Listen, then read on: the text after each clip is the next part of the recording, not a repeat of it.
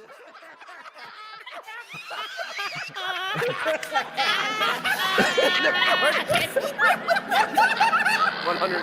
right. Oh, okay. Let's keep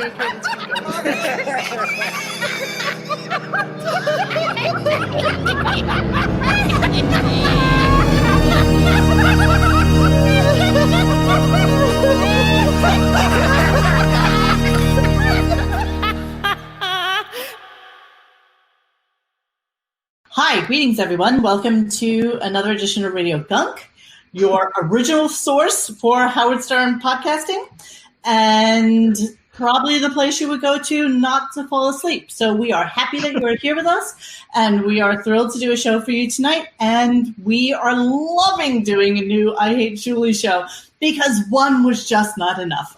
It just really wasn't. And we had so much more to get to, but 3 hours really wasn't enough to really convey the Shuli hate tonight. So first we have John, and then we have Biswick, who is responsible for probably about 80% of the photoshops that you'll see on the presentation tonight. And then Bon Jovial, who has done a yeoman's job of getting together his Shuli hate. And it was so much so that I think we even have more clips this time than we did last time because There's so much to delve into. And you know, and Shuli, if you're listening, which I'm sure you will, maybe not live because you don't want to hear about yourself, but you will, think of this as something that will last in perpetuity about your life. And so this is big like time. Look at kind that. of Shuli, this is your life. So Monique said perpetuity and yeomans in the same podcast. Midlife crisis. Yes. Okay, so we want to do this Shuli thing. Yeah, Shuli is a comic. We don't know how that happened. I don't know the startings of Shuli, but I do know that our friend Bon Jovial, which I know you guys all loved his accent from Australia, did a little bit of an opening for us. So I'm going to go to that right now, and I hope I have it in correct order. I'm not sure that I do, but we're just going to... Yeah, so we're London. Why does that still make me laugh? I don't know why that still makes me laugh. It's so silly. All right, so let's hear what our friend Bon Jovial puts. Oh God, I hope this is in incorrect order. I'll just intro this quickly. Okay, go ahead. Hello, everybody. I hope you're all well. It's 10 a.m., 10:20 a.m. in Australia, so rock on now. After the last part one, I was sitting around and just thinking about it, and I started coming up with little things, and I was like, when we were talking about doing a part two, I was thinking, cool, I could do something, I'll make a few notes, like things that Shuli should learn and things we learned from part one and all that kind of thing. I thought, I'll try and it'd be more interesting than me just reading it like now, to do something immersive audio-wise to take us to where we're going, okay? So immersive, okay. Oh, that's a compliment. She says, keep talking, baby. I'm hanging on your every word, Bon. All right, let's try this intro and see how it works. God, I hope I got it right. All right, here we go. Ladies and gentlemen, please welcome Bon Jovial. G'day guys, how you going? Thank you. What a great crowd. Okay guys, can you thank Greg Fitzsimmons for opening up for me? Things we learned in part one on the I Hate Shuli show. Work on your comedy act until you are happy with it. No one else's opinion is necessary. When Howard Stern says you are funny, remember, he told Ellen he loves it when she dances and told Lena Dunham that she's not just a talentless little fat chick. Any airtime, no matter how unentertaining, hacky, or pointless, is better than no airtime. When you hear people saying they'd rather go and see a Stuttering John show than yours, that means you really need to work on your fucking act.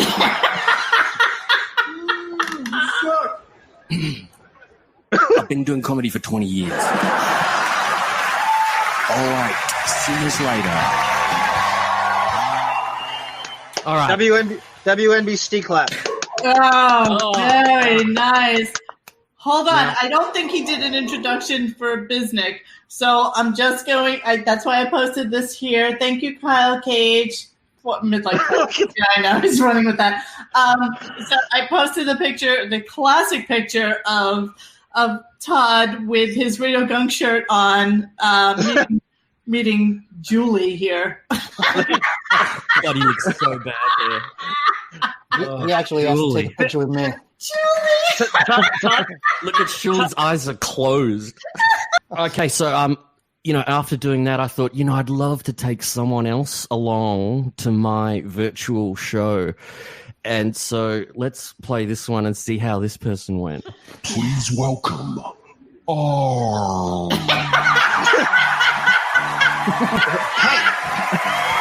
We got Beanie Mac in here. Hey, black guy. I remember Jimmy Fallon. I was flipping around one night, and this is like the height of just hateable. And I stopped my boy. Paris Hilton's black. Who would have her on? So he literally says this to Paris Hilton. Goes, oh my god, Paris, I love you so much. Oh my god, what are you up to? What are you? And he's giggling and kissing Paris Hilton's ass, and I'm like, this guy is just, it's crazy. I remember a press conference, Keith Richards, and he goes, hey, you guys are by far the biggest moneymaker, and how come you don't donate to charity? And Richard just looked at him and goes, oh, come on, man. You gonna stop with that? Monique's putting blue in her hair. Midlife crisis. She's hanging out with Casey in Port Jefferson. Midlife crisis. Monique took Sassy's mountain bike to Bigger Waters to visit Rachel Fine and Richie Wilson. Midlife crisis. Oh, God, I'm scared. I remember every moment. It was endless summer nights. I remember. Now we can probably see what's about to happen because there's one more person. Oh, I'm so and scared. if we need a headliner, oh God, I'm so let's have a scared. I still am continuing to laugh with, I see Beanie Mac is here. Hello, black guy. Oh, I knew he'd love that. Oh, wait until you hear this one. You're going to lose your Those biceps don't go with that goofy personality. Oh my God, I'm tearing. I'm so scared to hear mine. Oh, wait for this. Oh, boy. I want to know. Oh, Jesus, fuck. All right, here we go. Please welcome Monique. Hi, everybody. So we're sitting in the schoolyard, and Christina goddamn Brown punches me as hard as humanly possible in the stomach. And the schoolyard monitor, she's like, you can't punch her. And she just gave her like the middle finger. And she's like, oh. And so later on in the day, she's sitting on the floor outside the principal's office because she's in like serious fucking trouble. I just turn to her and I just go, ha ha, I stick my tongue out. Wait, she kicked me so fucking hard in the leg. She just kicked me and I fell and I had a bruise on the back of my shin and she hated me from that day on and I have no idea what happened to her. I've tried to look for her. Yeah, she's just a mean fuck. I have a T-shirt that says "charming as fuck" on it. And one morning I was walking Reacher in Central Park, and there was a woman, and she's like, "It has a really inappropriate T-shirt for you to be wearing." I'm like, "The day I give a fuck about what you have to say about me is the day I die," because my T-shirt said "fuck" on it. Whatever. I haven't worn it since, but that's okay. I feel like she was Hasidic, like she had on the big poofy babushka and fake hair underneath it and the whole shit. I'm sure they were on TJ Maxx or something. James. You know what? Fuck all of you. Like, I don't care about you people. You're clearly really fucked up. Who the fuck do you think you are? You know, it's my fucking show, so I don't want to do the type of show that you want to do. And I'm not really a dick to anybody because I don't care about you that much. So just fucking, if you're not having fun with like listening to the show, or if it's when it stops being fun for you, then you move on. Don't get your tits in an uproar about it. I don't care. All right, guys, thank you so much. Have a great night. Oh my god! Oh my god! I'm dying. I am so glad. That is brilliant. Brilliant. That was Thank you so much. I love that he had the Richard at the Coheed in Cambria. The guy, ladies and gentlemen, morning, Coheed in Cambria. Amazing. All right. Well, there you go. Thank you so much. On with the show. Yeah, Thank you for listening. I love how morose you got at the end of the Christina Brown rant. You just at the very end, you just go, and she punched me in the stomach. I'll tell you something. I did another one that was so dark that I couldn't do it for Monique. It was Monique talking about mafia stuff and guys getting burnt in the car. And I put that in her whole speech with applause in it, and she ends it with, and they were burned alive. And I put a huge applause, and then I should have put it in. But I thought it's so weird that it's so dark. Yeah, so he took a lot of that from the Monique one-on-one, which I actually have never put on this channel. It's only on our Radio Gunk channel. So maybe I'll throw it up here one day. Yeah, whatever. Oh, it was fucking awesome. The stories. Yeah. I begged you. I harassed you. Do you remember? At the start of it, you say, I'm only doing this because Bon Jovial keeps messaging me about it. And I was like, thank you. Oh, that was fun. Okay, great. So let's get on with the show. There's our boy, Shaul. So what I love is that Bon Jovial interspliced throughout this podcast some of his stand-up. And it's really just so that we can shine the light on how scary, talented, and funny he is. And this is probably very indicative of most of his audience when he's doing a show. Now, to be fair, I did post some clips where there actually are people in the audience, but I think it's because there was a headliner that was bigger than him that was the main act. And Shuli was just like the secondary guy. So that's why it's really crowded. But when Shuli is standalone, this is pretty much what it looks like. So let's listen to Shuli doing a little dissertation on the Learning Channel. I'm hoping I have everything correct. So if I don't, forgive me. I did quit for a while. I quit cold turkey. I stopped watching Discovery Channel. I did when we were pregnant with our first. And so my wife, she's pregnant. She's freaking out. She's worried about everything. So what does she want to watch? TLC channel, the Learning Channel. Oh, yeah. Here's what I learned about that channel. There's a mess after a mess out there, and they're all getting a show on TLC. My 800-pound balls, my 1,200-pound taint, my fucking 600-pound toenail. What did they do? Show called I Didn't Know I Was Pregnant. What the fuck is that about? That doesn't even compute. By the way, this is so horrible that I'm not paying attention. It's like talent show level. It's not good. Not even. Let's see through it though. The subtext is Shuli should be getting the show that's going to these people on TLC. Don't you see?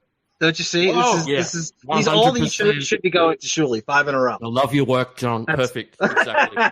You got to go to what the attention people want. Dare I continue with this, or can we move on? Like, this is... Yeah, just move on.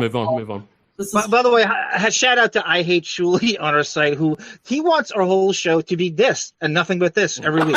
The whole show, he'll just do 60 in the same year, and we'll never get off of it. He's great, though. I think he wants him murdered. Although Dalton says to honor I Hate Shuli Part 2, I'm pushing my dog around my house in a wheelchair. What the fuck? That's so great. I don't even know what that means, but okay, we're gonna run with it. All right, but Jovial, just to cue us up for this one. Oh, this is just a hangover because I love I'm back on the world's meanest listener thing. This is just awesome for giving shit to Rob, and I just had to put it in. Just nail it. It's quick. It's so great. Finalist. I didn't think that was funny at all. Of course not. You can't vote on yourself. Welcome to the first annual No Talent Whatsoever celebration, where we had to choose from such no talents as Carrot Top, Jillian Barbary, and Jackie Martling. And the winner, Robin Quivers. You found me out. Well, yes, Robin, you are the most annoying entertainment leech we could think of. Aren't you ashamed of having no ideas of your own? That's my specialty. Now let's hear that one line that makes you famous. Oh, Howard. That's the one. Is that no talent or what? Tonight we'll include a slideshow of photographs from your poorly written, boring, and self-indulgent book, Quivers of Life. What a great idea. Did you actually think anyone cared about your daddy ham hands molesting you? Please, leave him alone. Face it, Robin, you are one saggy-breasted, butt-ugly woman. And that's why she's in radio. Give her a hand. I would pay good money for the world's meanest listener to be right now. I think we would all enter the contest. And John's here. Do you want to hit one now, John? Well, the guy, what's his name? Is it Doug Bennett? That's the guy who did Midlife Crisis. So if you're listening tonight, Doug, please contact us. Please, we would love to have you on, and the origins of this, and everybody is fascinated by you. Please come on. You got his name. How did you get his name? Howard said his name just before he played the clip. Oh, and one of the things on my channel. So I'm like, oh my god! So I really made a point to get that name down. It's Doug Sweet, Bennett. Lovely. I love it.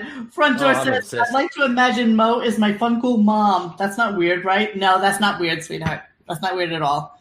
Just so Bon, that's Shuli's bit he sent in on World's Meanest Listener. He produced that. No, Dan did the song parody man. Dan song parody. Okay, that's right. We get to that later in the big fight about that. Okay, but Dan helped him do that. Cool. Thank you so much for the donation and the sticker. I love it. I'm so glad you found us online. You know Bloody Nine, John, from the website. Yeah. He had that great rant in the JD thread we were supposed to read, and it just got so buried in all the stuff. And I got to make a point to read it. It was but he was playing off Bon. Bon Jovial had a great, kind of set him up, and it was the two of them kind of had it was brilliant. It was brilliant. You're 100% right. Yeah, I clipped it too, and I gave him applause for it. I was like, that was the most brilliant screed I've heard about JD in forever. Yeah. But all right, Shuli's vast impression repertoire. I put that in myself. This is just impressions of impressions. Great. They're so bad, and it's just undescribable, and it makes no sense. But go for it. It's awful. I love your sheer hate for him. It's a beautiful thing. I want to kill him. Yeah. It's pandemic. It is rampant. Everybody, he ain't by himself. This is people hate. Like I said, you could almost do this as the show, and nobody would complain every week. Just this. No. And the first I Hate Julie show has over 10,000 views at this point, which to me is ridiculous because it's Shuli, for God's sake. That's more than he's gotten on most of his comedy acts. Yeah. Oh yeah, he's a success. Finally, that's his combined career attendance. The little girl says, "I hope Shuli gets attacked by a drop bear." What does that mean? Oh, this is an Australian slight. That's racial, Is it really? It's something about Australians, yeah. They think that we get attacked by drop bears or something. Oh, Jesus. All right, here we go. Kangaroos and all that, Here we go. Boy, haven't you turned into the Rich Little of useless impressions? I mean, all of his impressions are from the Whack Pack. Yeah, I mean, you did High Pitch Eric the other day, and that was a scream. I'm like Donnie Brasco. I'm in too deep. I've been undercover for so long. I don't know who I am anymore. Do you do any impressions of anybody who's really famous? The balls on him to invoke my Donnie Brasco. You're like merch the name. The only in too deep you are is Phil Collins. You stupid. Take a look at me now. I love that song. It's all odds. That is propositioning you online with money. Just so you know. Did she wrote this? She goes, your hormones spike. She's like, you know how when your hormones spike and suddenly you hear Shuli's voice, and you're thrown into the depths of depression. I'm a hetero, and I feel that way. HTB. All right, let me finish. Amos? Bobcat. That's the only impression. Bobcat Goldthwait? Yeah. What does that sound like? My mother had a baby and his head popped off. Wow. Thank you. Yeah, he doesn't even do that anymore. Do that anymore. He gave Nobody up knows on it. what you're doing. I'm the only idiot holding on to it. That's really good. I used to call in years ago with Bobcat poems to you guys on the show. I used to call them as Bob, like little mini roasts. Like what? Like what would you say? I did one on Pam Anderson. I did one on Artie. Yeah. Can't believe you do Bobcat Goldthwait. Is it me that thinks that he sounds very stuffy all the time? Yeah, he's got a phlegm buildup. Yep. Oh, And that's high the pitch weed. Eric. That's a weed smoker. When people who smoke weed have that in their voice. That Good take. Phlegmy thing going on, right? I know because I used to do it all the time. So I was, you have this nasal. Sounds like you. Even Bobcat's not. I don't even think he's in the business He's anymore. abandoned that. Although I saw him on TV, he said he does stand-up still. I'm at Largo. I'm hanging out at Largo with Stevie B. I do Fred. I do Elephant Boy a little bit. Let me hear your Elephant Boy. I'm looking for a couple. No head dance. I torture my family at the same time. I walk around talking as Jeff. I walk around. You do Jeff? You do Jeff? That's right, bitch. Who wants to see some cock? Fuck you, Julie. Tan Mom, there's several different Tan Moms. That's right. Like she starts out the song with like, hello. All I want is the truth to be let out. You got some good ones. You got Jeff. I got Jeff. Oh, hi, bitch. Hi. Oh, yeah. Do you do Gary the Conqueror? Just the sound. Just, That's about it. That's pretty good. I'm in Portland, Oregon. Yeah. That's as close as I can get with it. You know, the sad thing is that if your best impressions are like the least attractive people on the fucking Stern show, then what does that say for you? Like, seriously. Like, really, I mean, his impressions. Well, it's also preying on the weakest among us. It's like it's noble to goof. Like these people haven't been goofed on their whole fucking lives, and the only thing you can think of is to latch yourself on to get airtime, and then your impression repertoire is going to be based on the mentally ill and handicapped. Oh, how noble! Let's goof on them some more. And at least they used to get paid for it too. They don't get paid for it anymore. And Gina, I will confess, I sometimes absolutely love his Tan Mom. Like, I think it's so silly and ridiculous, but I also feel on the other side that he exploits them. Like, that's his job. His job is to exploit people who are a little bit mentally deficient. But that opens up a window to have them on more. One of the worst things to ever happen to the show, besides Shuli, and he's number one, is the invoking Tan Mom. And there's nothing worse because he brings these people in with him. His way to get on air is to bring them, and I don't want to hear any of them, least of all him. But that's one of the ruinations of this current show is the Tan Momization of the show. Well, they had to step that up because, Eric the Midget died and he's gigantic and awesome. And then all these much awful whackpackers had to be leveled up to you're right. take on more roles. Eric died. Yep. Ryan was gone, so there was nobody to really kind of grab onto. So it was like the secondary. What's the stupid big tall guy's name? Bigfoot. Bigfoot. He was the second Bigfoot. He wasn't even the original Bigfoot. Right. So Shuli, not unlike JD. If any of you haven't listened to our I Hate JD show from last week, which was phenomenal, I loved it. JD made a position for himself by cutting clips and being that person. He didn't, though. He didn't. Let's get this clear. He didn't. Big Black did, and Melrose Larry Green did. He stole what they did and managed to get hired for it. Neither of them were an intern on the show. They did it first. Let's get that clear. I get it, but neither of them were an intern on the show. So he took something that he thought could be a niche for him to get a job and ran with it. Shuli took his ability to, be a whack pack wrangler and made that his thing, right? That's what he's. Yes. That's his. Well, I mean, you don't have to play this, but a clip I sent you this afternoon was him. One of the reason he got hired is he was willing to chase down and do the craptacular with High Pitch Eric in Queens. in like October, and work for free. Exactly, and work for free in 2005, and I think he went to Florida with Wendy. So all that grunt work, and anything to get on, that is completely prostituting yourself to the highest order to get on the air. Like to just, what do you possibly get out of that, integrity-wise, comedically? To just go with high pitch, right? Because you know what, when you're a comedian doing, pizzerias for a living, you're going to take advantage of anything that you can possibly take. I mean, listen, let's be honest. If today somebody from the Howard Stern Show called me and said, would you like to be an on-air personality on our show? I would say, hell fucking yeah, because not only would it give us this more exposure, but, you go with the punches, you get paid what you can, and you are able to say you were on the Stern Show. And I get that. Like, I truly do. But what I don't get is how is the longevity of some of these people and how pretty much, I would say 80% of them, their fun and their goodness has kind of weaned. It's done. It's over.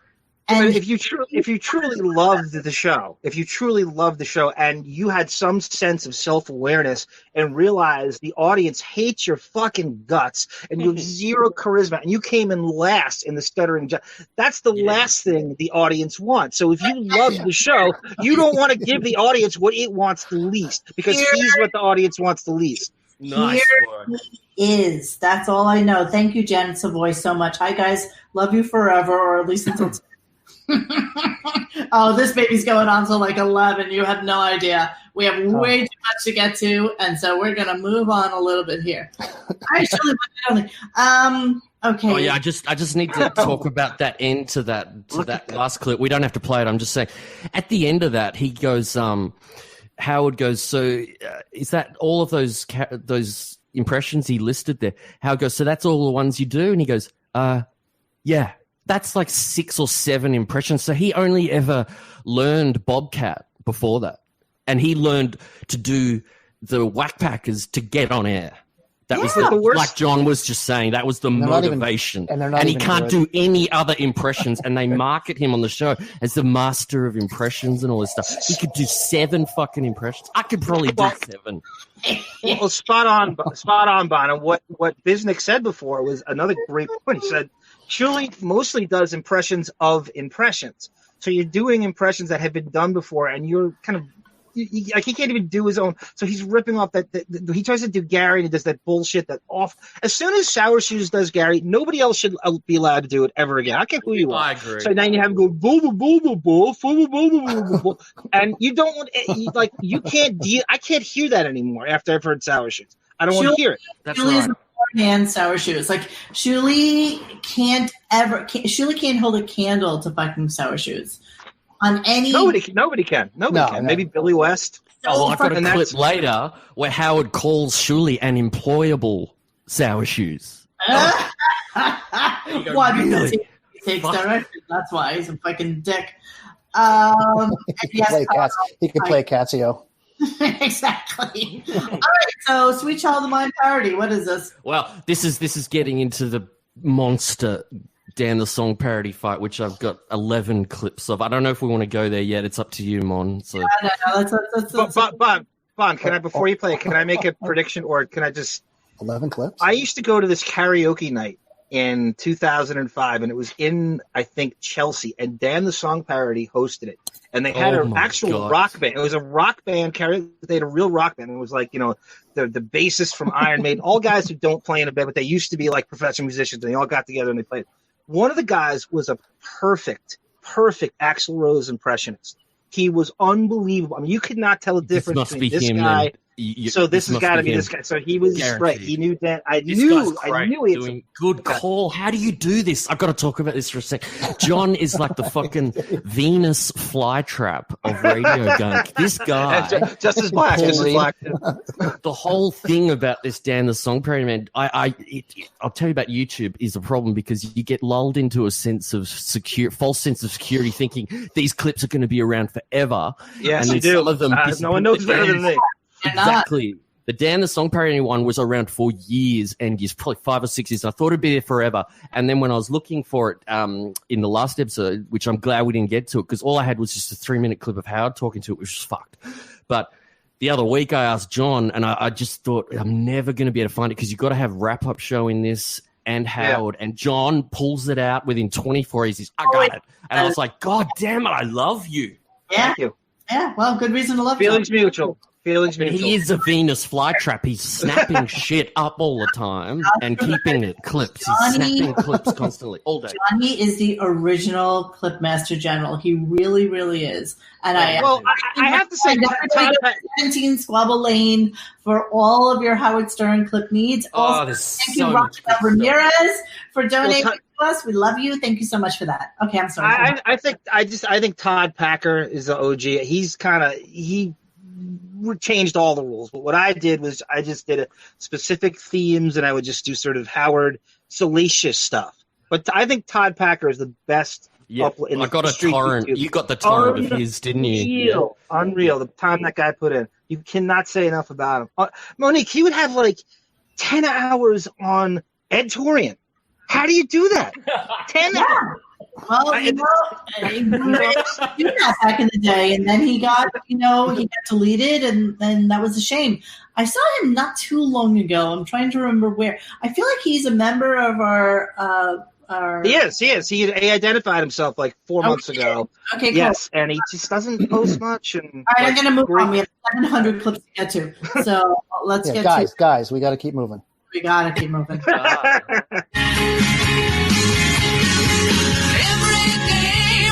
That's him. That's him. Monique is going to hate this. I can't even fucking listen to this. Who is this? Don't worry about it. This is if we're going into the Dan the Song Parody Man argument, which is it's gigantic. This is finding out what Dan does. Wait, who is this singing?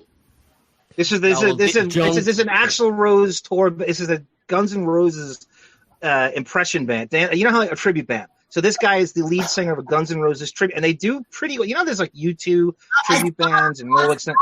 Stop! These weeds I have no idea what the fuck we're talking about or what this is. Wait, I've got the solution. I can say what it is that Bon Jovi's got the solution. Dan is the person who gets into this big fight, and Dan does song parodies on the show back in this period, and this is the kind of thing he would submit. So he put the music together, and John is helping by telling us that the singer is from a band that Dan was playing in. So we're setting this up. You know what? Whatever you even said, I wasn't even paying attention to. That's how little. That's so frustrating. Do you have any idea? You spill your guts with information, and you're like, build up to something, but I'm still understanding. But I'm just giving 2 examples of what this guy does, and then he gets in this huge fight with Shuli. I wish Monique, I was am I on the right it's show? not working. It's like I'm off. I'm on stage I'm treading water. I'm like trying to get a grip. Am I bombing when I'm trying to just set it up? Monique, what am I doing? Did I log in on the wrong night? Sorry. You shit, man. I love it. Monique. Go, John. Monique has the ADHD of Veronica Mars. Midlife crisis. Holy shit. Dick. You're a dick. All right. So what our build-up is now is Dan the Song Parody Man. Done with that one. Go to the next one. This is what he'd do. He'd send these in, and he would make. If he did this one, this is his forte, if you will, what he does with Riley. He chops up the vocals and does a stuttering pattern sort of thing with them. So have a listen to this one. I actually will focus now. Okay, here we go, Riley. On these stairwells, there were Tartessians and Niptonians in the audience out in the galaxy. You see what I mean?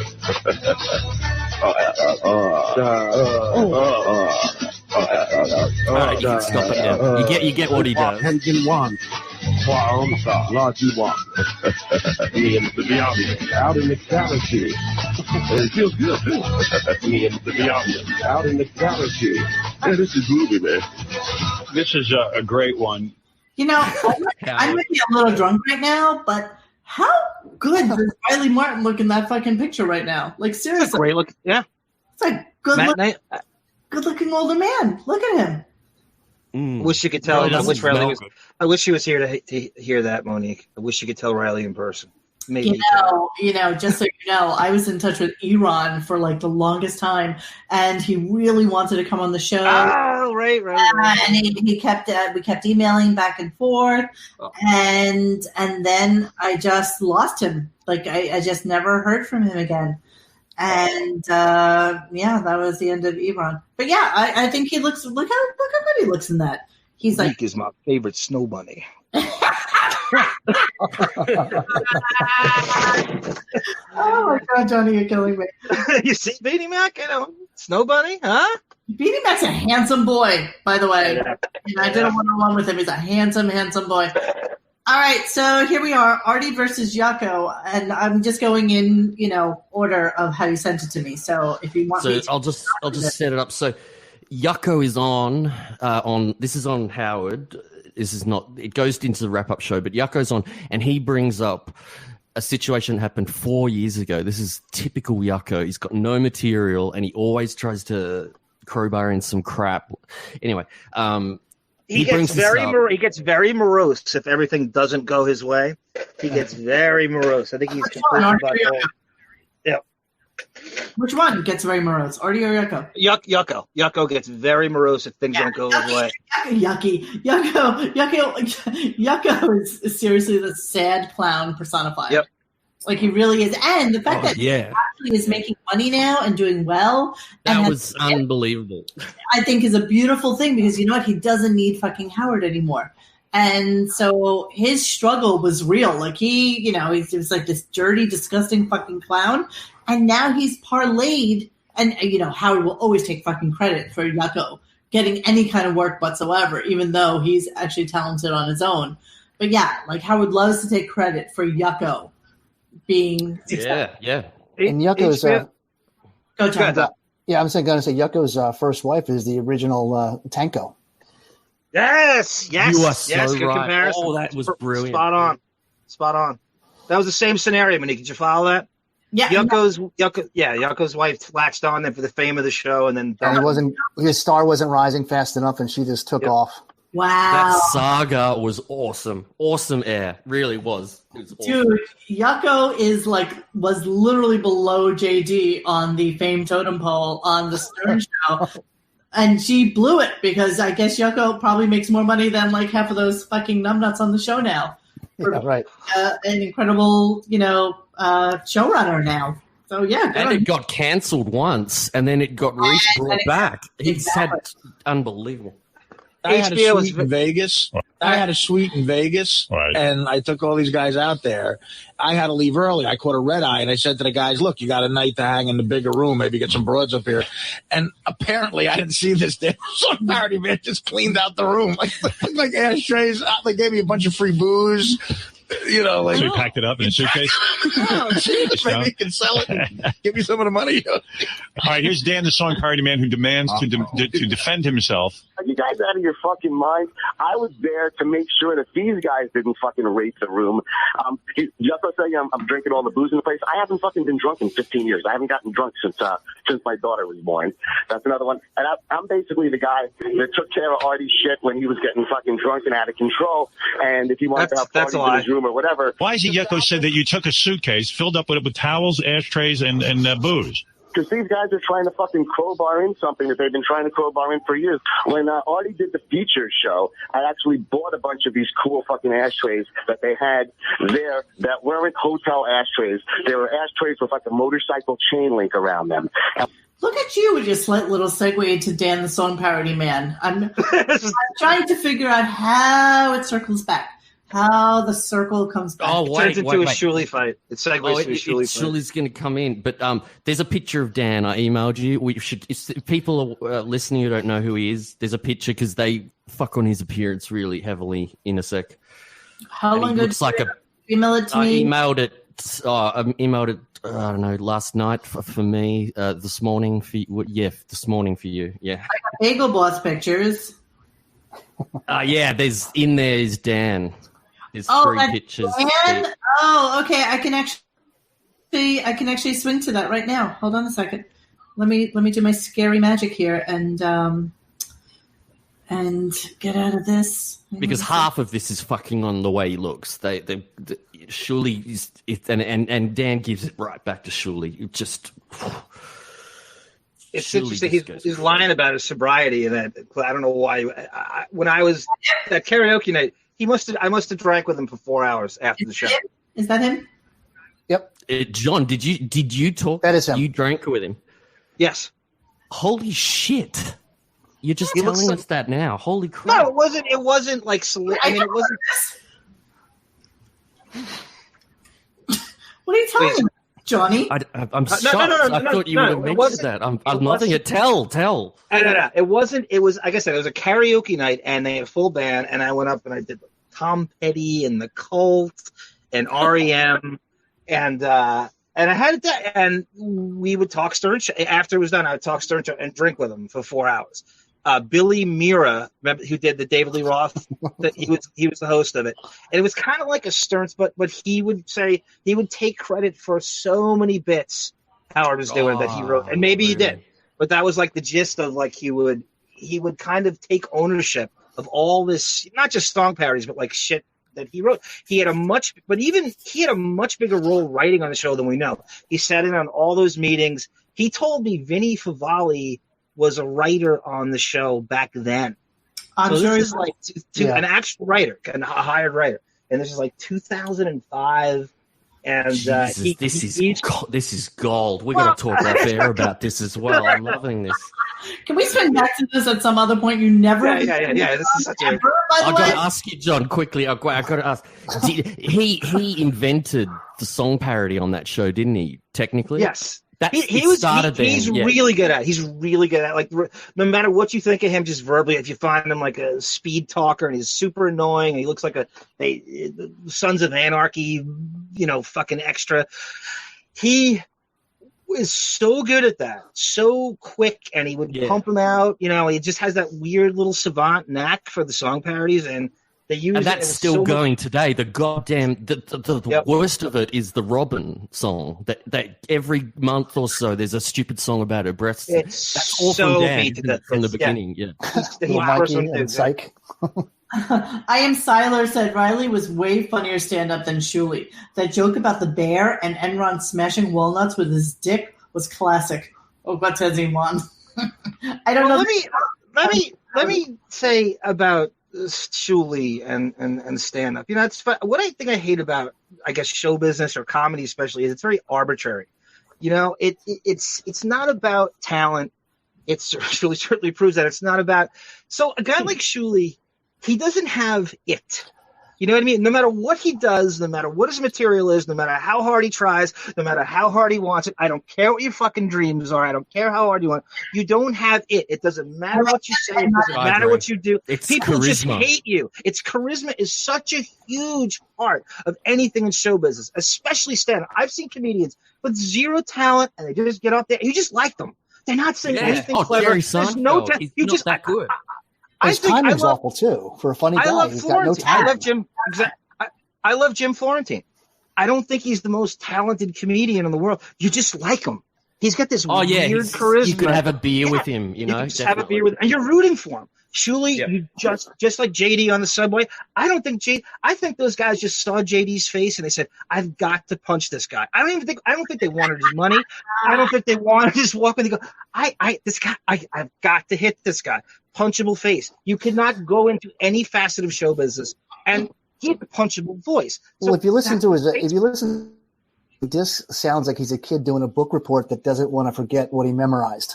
It's not timing. It's like making sure he hits all his bullet points, gets all the way to the end, and does the ta-da. It's really nice. It's not good. It's the best thing you can have in comedy is timing, and he's got zero. I love Dracula Gottfried says he has it if you add S and H to the beginning, John. Classic. Classic track. Classic track.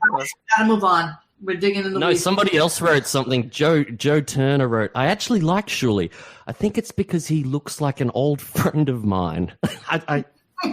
That's a bizarre. That is funny. That's funny to me. Alden Johnson says Shuli's wife is a great. Because he knows someone who looks like him. But he just has all the ear markings and all the chromosomes of a weasel, of a worm. He has all those things you hate. Just the guy who's Iago, who backstabs you. Okay, gift bags and lack of material. What do we got here? So this is it. This is when, Dan sets the trigger to trigger Shuli, and Shuli goes berserk and distorts the fucking mic straight away. So this is where it gets rough. Okay. So, Howard, I just wanted to tell you this event. They did this event for Raw Dog for the Comedy Channel. Yeah. So they had these gift bags set up for listeners that came out to participate in this. And Dan took one of the gift bags, and more than one person saw it. It wasn't just me. More than one person saw it. Dennis gave me the gift bag, and then you thought it would be fucking funny. Azors says Shuli looks like a homeless man after a Kohl's shopping spree. Kohl's. The key to that joke is Kohl's. Gift bag without them knowing. No, the funny part was that 8 people flew out on their own expense, and this was a gift bag for them, and then you showed up and took one. This is ridiculous. The host of the show gave me one, and then you twisted it into a story because of your fucking lack of material. Dan, it seems like everyone's against it. Me with lack of material? You have the balls to say I have lack of material? How about it looks like a fire alarm goes off when you're on stage? People are running out of the fucking room. How about that for lack of material? It's never fucking happened, but I've seen you do your stand-up, and I've seen you do great, and I've also seen you eat shit. Well, I've only seen you do one of those, and that was eat shit. So I've yet to see you do great. Grow up. Grow the fuck up. Cut your hair. Buy a nice set of fucking clothes and get a real job, all right? And stop stealing shit from everybody. Stop stealing. Grow up and get a Thundercats knapsack with Stuttering John's Hotel.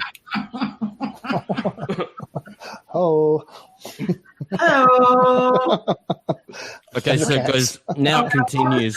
By the way, I faded out the kids' faces because they don't deserve to have the scorn of their parents. But the reason I used this picture was because I just wanted everybody to see this is Shuli's Thanksgiving table, and he invited over 2 of the largest human beings that are part of the Stern show, right? So you got High Pitch Eric, and then you got the dead guy whose name I can't remember. Joey Boots. Joey Boots, right. Their relationship goes way back to SFN, and the clip I sent you before, Joey Boots. Shuli has Joey Boots call into the show and tell Howard that he deserves a show on Howard 101. Now you don't have to play it, but that's. I've got to hear it. I want to hear it. Oh, I don't know if you want to. Was that one of the ones I couldn't get, or is that one of the ones? It's the very last thing I sent to you. It's bastard! You can't send me things that late anymore. I just found it. I had to. We have a format here. We have rules. Thank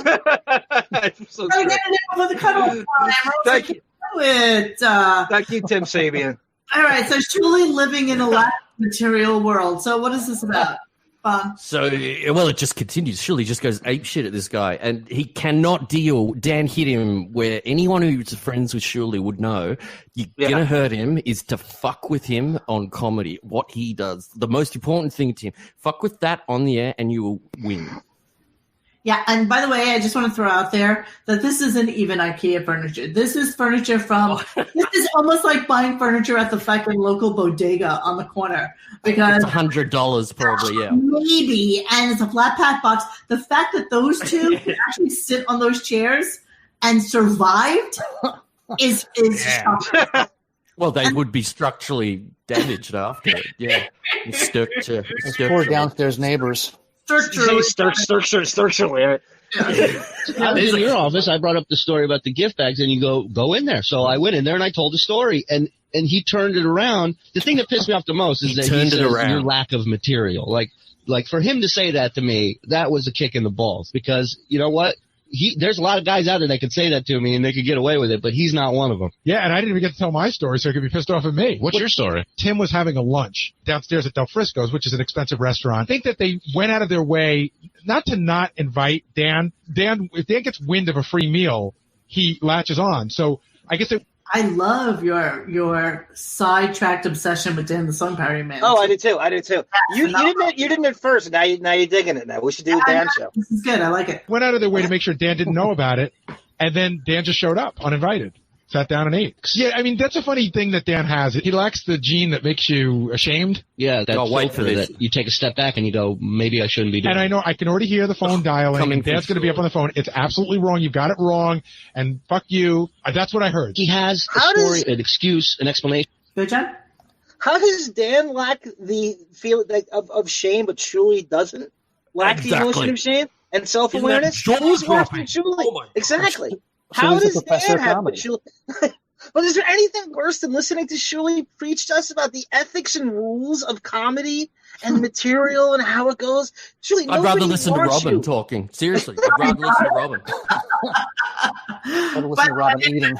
We're doing there's a little poll going on in our chat. So I love that it came from Ollie's. I think that's phenomenal. I love that it's from Big Lots or from I think the agreement is Big Lots. That is definitely Big Lots furniture. That is not meant for anybody over 125 pounds.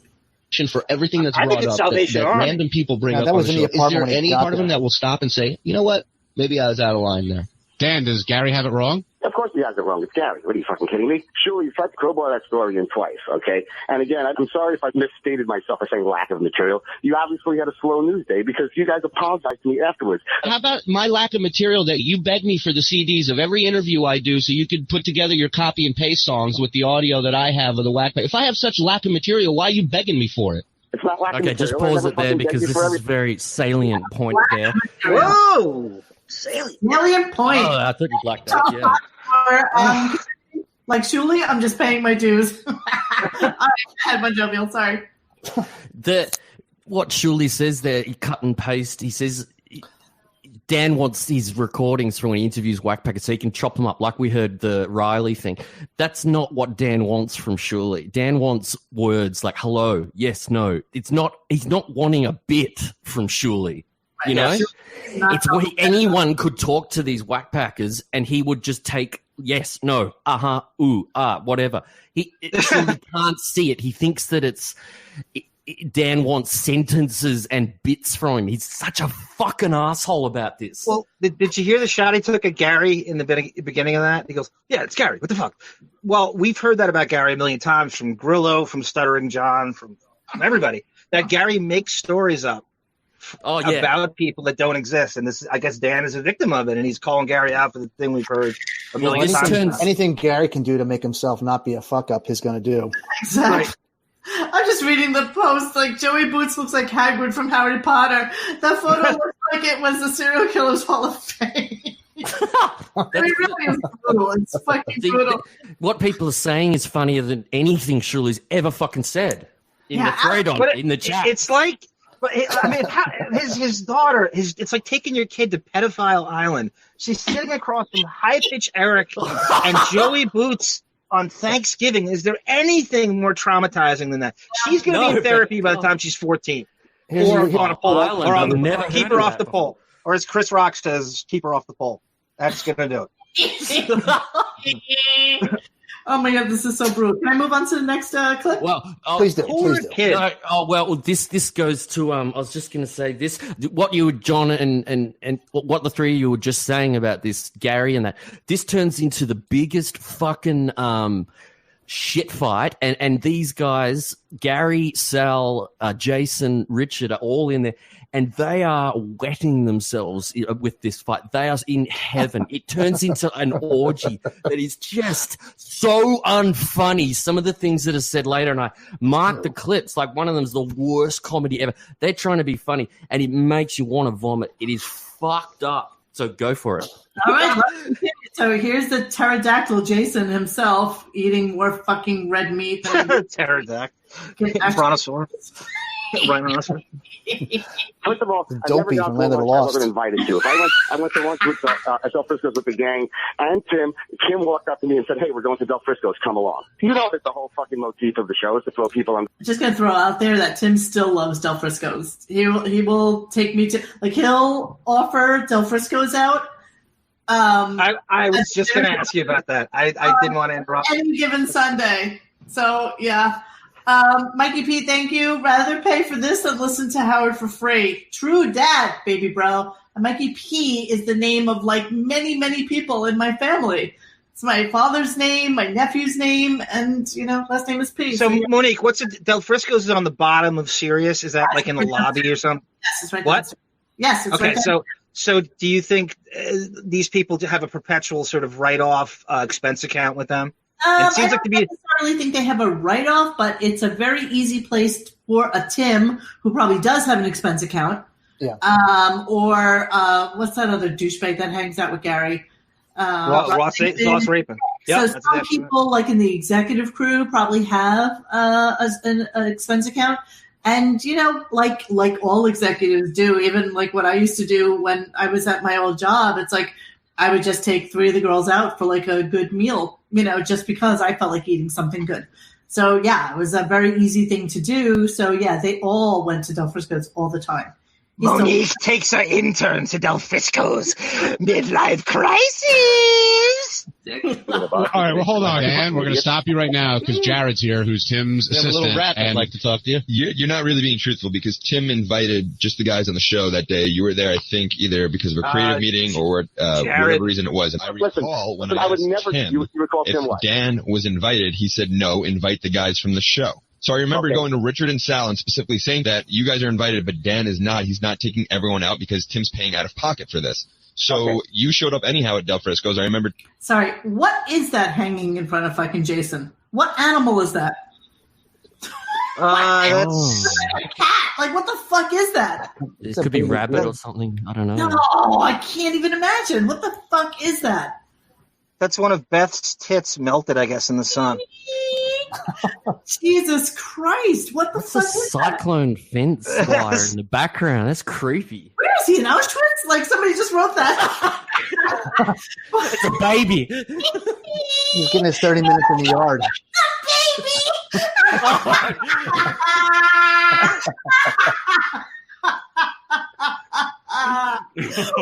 The tombs. I didn't even think. It just came out. Story of my life. Turning to a couple of the guys at the table and said, are you kidding me? Dan wasn't invited. And you sat down. Well, that wasn't the case. I was fucking set up, okay? Because I can say, Dan, I can say before you go further, you get set up a lot, brother. You manufacture shit to talk about when you have nothing to fucking talk about. Right. And again, Jared, I know that you're fucking Tim's boy, but Tim fucking asked me to go, okay? There were 2 lunches, so I don't know if Dan's mixing up the first one, but the second lunch, it was like a concerted effort. Dan's up here, and we're trying to keep this from Dan because he'll show up. And so, when he showed up at the lunch, everyone was just shocked. Let me tell you something. I've been to Del Frisco's a few times for lunches. I've never gone fucking not invited. Obviously, obviously knowing the fucking scumbags over there. Wait, is that Dan, the song parody man? Right. Yes, I saw on the phone. Dan's on the phone. Who the fuck is inviting him to Del Frisco's for lunch? He goes in there once a week to do this work. I guess he does song parodies with Richard and Sal he's on the staff. And creative. Yeah, he was on the creative team. But it's only once a week, so he really shouldn't be going to lunch. Living, like a real living. Because he's not on staff as in I work here 5 days a week. That is one of life's one day. mysteries. He's one of these guys. He's a grifter. He's like a glorified grifter who just sells things. I know that he DJ'd. I know that he definitely was running around DJing weddings. So that's a noble vocation. Right. It certainly there's nothing wrong with that. And he was doing that. I think that was because Artie told the story right during that saga that Dan made him stop at a wedding so he could DJ before they went to Artie's gig. Yes, that's right. Jesus. Because he couldn't miss out on the payday. Tomcat 689 says, this is how the coronavirus started. That's Howard's third nose, maybe? I don't know. Seriously, the fact that we actually have to feed this monster, like I need actually more detail on what the hell is going on in this picture. Jason loves to brag about he'll eat he's such a carnivore, he'll eat anything. He was gonna eat fucking what's his face's baby arm that they were removing. That was my nickname in college. He was gonna taste flesh He thought he would like give it a whirl. Fucking disgusting animal. You remember that, John? A couple of years he followed him. I wasn't invited to. If I went. He needs a hate show, by the way, Jason. You beat me to it, Monique. I get so many requests for that on Twitter, on PMs. People want a Jason hate show in the worst way. But I got to warn you. I don't hate everything he does. He's had some kick-ass fights where he puts some of that staff in their place. John, I don't hate everything about him. Yeah. Oh my God, brilliant. I'm sorry. Molly Ringworm called him Jason Creosote. He looks like Igloo from the Herculoids and Grimace had a kid. Oh my God, thank you, Chris. This is my friend Chris from Twitter. Thank you so much for contributing. Thank you so much for that. All right, let me finish with this clip. To lunch with at Del Frisco's with the gang and Tim. Oh, it went back. I'm sorry. Hang on. Let me scooch up. You get set up a lot, brother. You manufacture shit to talk about when you have nothing to fucking talk about. Right. And again, Jared, I know that you're fucking Tim's boy, but Tim fucking asked me to go, okay? There were 2 lunches, so I don't know if Dan's mixing up the first one, but the second lunch, it was like a concerted effort. Dan's up here, and we're trying to keep this from Dan because he'll show up. And so, when he showed up at the lunch, everyone was just shocked. Let me tell you something. I've been to Del Frisco's a few times for lunches. I've never gone fucking not invited. Obviously, Obviously, knowing the fucking scumbags over there, you don't fucking want me there for whatever fucking reason. So somebody that wasn't it. Tim invited. I don't understand what's going on in this whole thing. Like, I never realized the Dan, the song parody man, angle. Like, it doesn't come up much. But he found the biggest Dan moment in the history of the show. He's not for a few years back then. He was on a lot. He had a big fight with Steve Langford about Steve running a story about his daughter. Yep. Borrowed a lot of money from Artie. Well, he borrowed $7,500 from Artie and only paid back 1,000 of it ever. So I have to tell you, he had Artie in the death pool too. Nothing makes me laugh harder than when somebody actually puts in the Detlef thing. I love that. Detlef is one of his greatest moments ever. Fucking amazing. There's a song I love called Detlef something or another. Detlef Schrempf, and you don't even know the basketball player. That's what I hate about it. You don't even know the basketball player. You know the song. The song is based. That drives me crazy. I did, in fact, Google it after I realized the name of it. I was like, what the fuck does that mean? What language is that? Tony, come on. Detlef Schrempf, your favorite Swiss Army knife forward from the Indiana Pacers and Dallas Mavericks. Come on, and Sonics. He's your favorite player. Come on. Okay. So they're arguing about whether or not Jason warrants a show. Absolutely. I like Jason. I will confess, and you guys know this from previous podcasts. I just think that his way to be such a snake and such a turncoat on the rest of the staff is fascinating to me. That's the angle. That's the angle. He's so many. You can't figure him. That's the angle. He's got so vintage many. Howard. That's the vintage Howard show. How it used to be, and he's holding true to that. But then, as Ross Rapin says, he's a Gary Jr. So you got to go. He's taking Gary, and he doesn't answer to Gary anymore. There's a lot you can do with Jason. Take a walk with me. That's right. Oh yeah. That's right. Who wrote this shit? Explosive Shuli. What is this? Well, it's Dan harasses Shuli more about his comedy, and Shuli is just a sussy hate show. You see, Jeremy spoke a sussy hate show. Shuli talks shit about me, talking about my fucking appearance when the guy looks like a cross between a Holocaust survivor and a fucking cancer patient. But what does that do when I get laughs and you get nothing on stage? I've never seen that happen where you got laughs and I got nothing. Again, let me remind you something. In Florida, you're on stage dying, eating the biggest shit sandwich I've ever seen a comic eat on stage for 10 minutes when a guy looks at me who's standing in the back room, points to you and goes, "Who wrote this shit for him?" And I told him, you wrote this shit for you. I would doubt that there's a fucking writer out there that would be proud to say, I gave Dan that material. I understand that you're a comic and you've been doing it for over 10 years. So and I know precious. That's like you do the exact same set for those entire 10 years without changing it up, except maybe adding like an Elliot Austin impersonation. How much do we hate the picture of Shuli? I agree with everybody. Like, I hate that he wears his news team jacket. Yeah. It's the Monday Night Football ripoff jacket. There's other pictures that I have of him in this jacket that I hate more. So yeah, I know you all hate this one, but there's more. There's more to hate.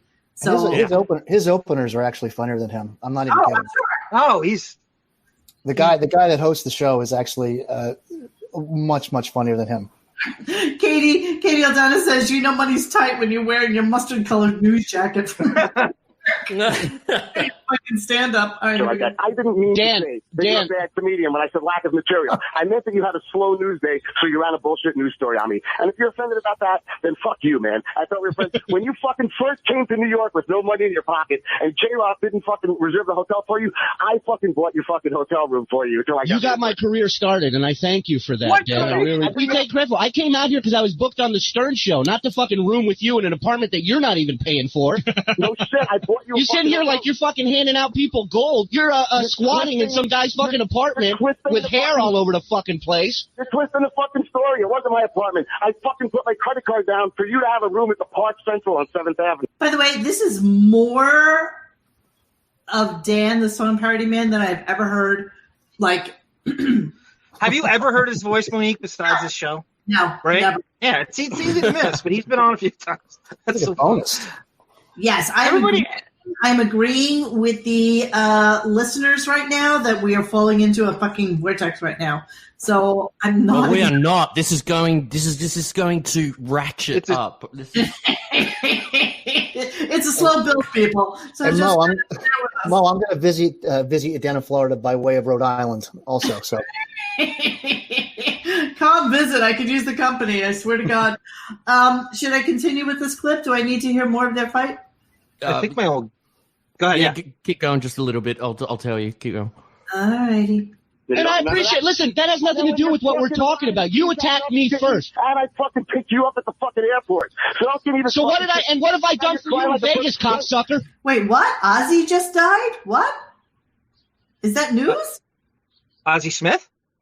Osbourne, maybe. I don't know. Somebody give us more information on this because we need to know. Ozzy news. And then I'll take another 6 weeks and then do an obituary, a tribute thread to him. Wow. Okay, I'm going to move on until we know more. What did I do for you in Vegas? Who got you to go up on stages that you fucking can never set foot back on again because you suck so fucking bad? Who helped you in Vegas with all the fucking connections I had? In Vegas, you lying fucking piece of shit. Fuck off. You're a fucking scumbag. You're a phony. You're a phony scumbag. That you used to fucking do. Fuck off.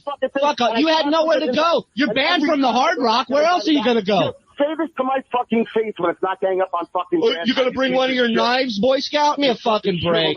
All you do is get outed on the air and then threaten people with physical fucking confrontation. That's all. That's your only fallback, dude. No, I'm telling you, be a fucking man and see if you can look me in the eye. I don't need to look you in the eye. The same fucking lies in person that you're trying to fuck. Oh, the yelling is annoying me. Okay, Ozzy's not dead. I don't know who's saying this. Ozzy is trending on Twitter, but I don't see any rest in pieces. All right, until TMZ says it, we don't know that this is true. So we're going to move on until we know more. Oh, look at this pretty picture. His career died a long time ago.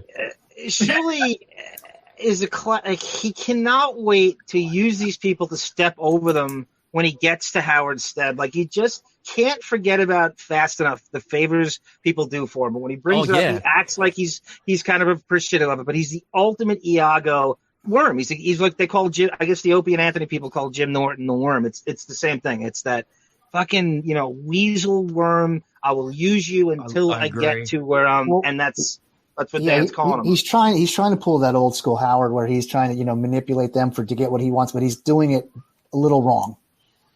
Yeah, agreed. Okay, so what do we got here? Gift bag suitcases, Jason. This is just gonna get more and more vicious now. So he's fucking omnipresent in this.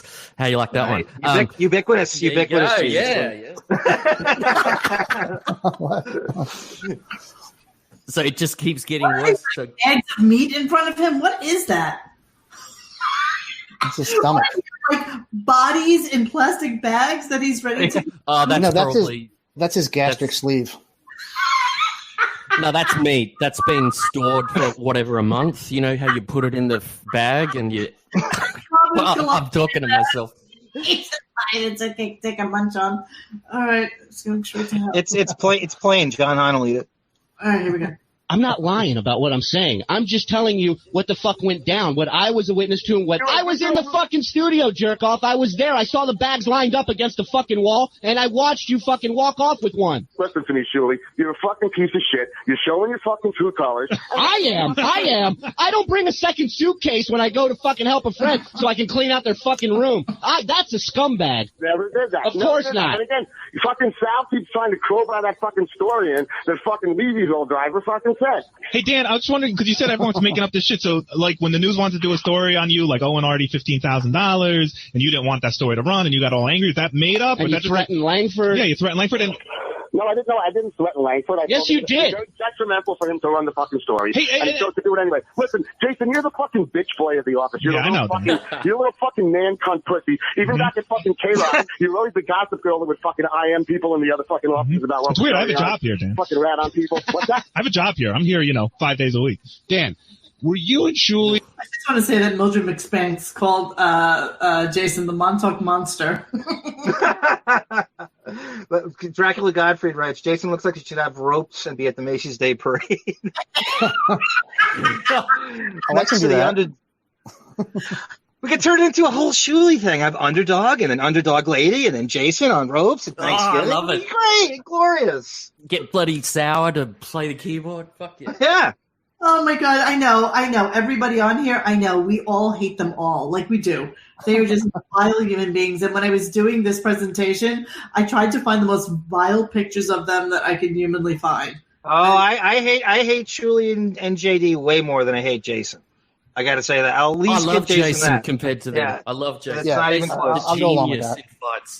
All right, I got to move on. We have way too much to get to. This is one of my favorite mysteries, by the way. That's insane. That's my alma mater, Tiger Lily and I went to the same high school. Did I say that? She's crying about Luke Perry right now. I feel for you, Tiger Lily. Dylan McKay, rip. Wow, Mo sounds like she has a dry box. No fucking way, Rick Taylor. He meant the wine, not the vagina. Time out, you little cunt. All right, let's move on. Sal and Jason and Richard, what is this? Richard comes in to tell. This is to try and make Dan look worse, and they're not.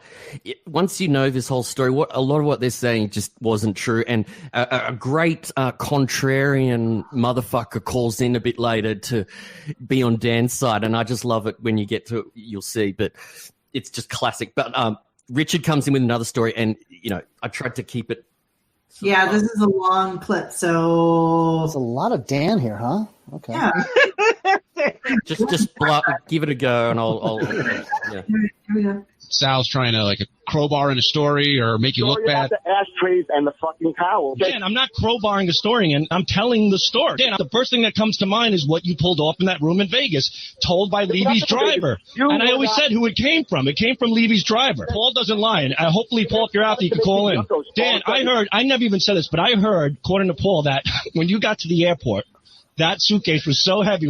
When you dropped it on the airport scale, it was so heavy you had to pay a $50 charge because it was over. And Paul said you opened it up right there and you took pillows and bathrobes out. The heaviest stuff in the suitcase. Now you want the truth? The bag was 6 pounds over. You're killing me. You're killing me with Dan the Song Parody Man. I know. All right. Let's the turn sound the of page. Monique issuing refunds. We'll turn the page on that. One last comment. Only 48 minutes left of this clip. Exactly.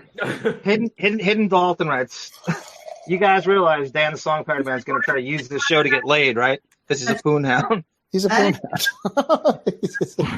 That's it with Dan, Mike. Okay. That's it with Wait, Dan. I've got a plan. Yeah, what you just heard them say there about it's Sal and Richard trying to be funny. And they're saying he mashed pillows and shit into the suitcase at Artie's hotel. Okay, now they try and do the worst fucking comedy bit ever on that. They were all so excited that they do a bloody song. Oh, listen to this. I love your passion. All right, here we go. So bad. You got it. Hotel thing? What hotel thing? Your hotel thing. Welcome to the hotel where I fill my suitcase. Hotel of seven It's an empty place. Actually, it's an empty place. There's not a trace of pillows or ashtrays. I took everything from that hotel in my suitcase. Oh, even bathrobes too. I'm a greedy Jew. Totally in New York City. You're on the wrap-up show. More. Yeah. I went to the airport. I put my suitcase down. The lady looked at me and said, "It's 100 fucking pounds." Oh, you've got to be kidding. John, please talk to that. Can you believe that? Well, speaking of bald mutants and Shuli, good riddance, John Varvatos, and your horrible story. Is there anything less? Is there anything less than the Varvatos story right now in the during Corona? Good riddance, John Varvatos, you bald fucking mutant warlock. All right, I've moved on. Less essential. I love this clip, and I love this picture that Biznick did, and lest anyone not remember from the forum, this is Tiger Lily's pet squirrel named Squeaky. I think that's even better. Shit, I thought you just grabbed something from bloody Google Images or something. No. That's Tiger. That's Tiger's pet squirrel. I love it. That's beautiful. Shuli the weasel. Personal. Yeah. All right, what do we got here? Questioning writing shit. Yeah, I can't remember right now. I'm actually, my brain is overloaded from screaming. They're going to be questioning writing shit, I think, would be what's about to happen. Questioning writing things for Dan the Song Parody Man? I can't remember, but start it and I'll tell you. Oh, well done. Well done. Okay, can you play this from the start again? I'll set this up. Show, but Dan was on the show. No, I was just trying to think how many people have been at a Shuli show and said to the guy next to him, "Hey, who wrote this shit?" Well, it wasn't my show, but Dan was on the show. It was a show that Levy and I were doing, and Dan was up there sucking the life out of the room, and the guy asked who wrote his material. What's great about that is that guy just owned Shuli, and Shuli's response, it went right over Shuli's head. Yeah, well, what's better? He doesn't even get comedy. It's Tiger Lily's fucking squirrel. Just throwing it out there. That's in the whole goddamn world.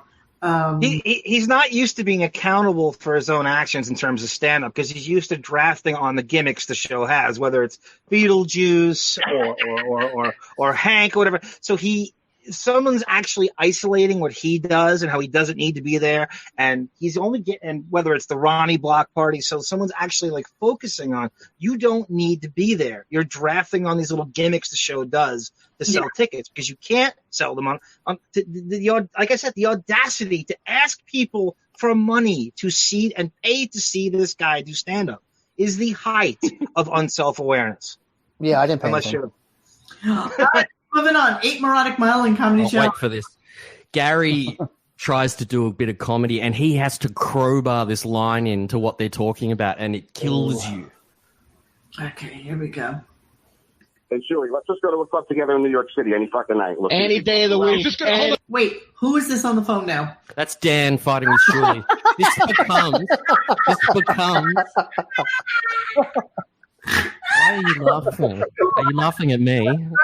No. You're hurting my soul with this damn song parody that we're doing right now. I thought I had this sorted. Dan's like shocked. Dan's like De Niro in Cape Fear. Once you think you got it dead, boom, he comes back. Lazarus of the fucking Stern Show. Is this going to be like, guys, is this going to be like 8 Mile for comedy? Yeah, that's a fair challenge. Anytime. Shuli, the way to do it is unadvertised, without stacking room with people, non-Stern, regular. 10 minutes each. No Stern stuff at all. You just walk up to a club and let's see what happens. I could laugh for 20 minutes straight at your fucking Elliot Orphan impression. I could laugh at your Bobcat Goldthwait impression because I'm old enough to fucking remember who he is. We just go into a regular fucking room, okay, where people aren't going to fucking know Elliot. They're not going to be able to stop. Just make no Stern Show references. That's fine. I'm fine with that. I just stand up long before I started working here. And Dan has a lot of material that has nothing to do with the show as well. We don't know, but I'm sorry, Dan is a comedian? He's they're all trying. comedians. Yeah. There is something here. Did I stop paying attention about 14 months ago? Because I know it so well that I think this was 2006, Mom. in the Howard Stern world, if you have Lotus Notes, you are considered a comedian. Will was trying to be a comedian. Everyone's a comedian. There's no. Will was a middle. You guys, this is so fucking turgid. Like I can't even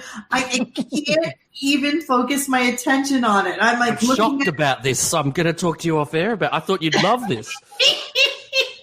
You know what? I laugh at and make fun of John for like referring back to clips that are so obscure and fall out to me kind of like last minute, and they'll be like 17 minutes long, and I'll be like, "What the fuck is the point? Like, what are we getting at here? I don't even understand where the show is going." I know, yeah. We lose track of what's happening. So I feel like we've fallen into this Dan the Song Parody Man vortex. I'm freaking out. I thought this was my Bohemian Rhapsody. I was really happy.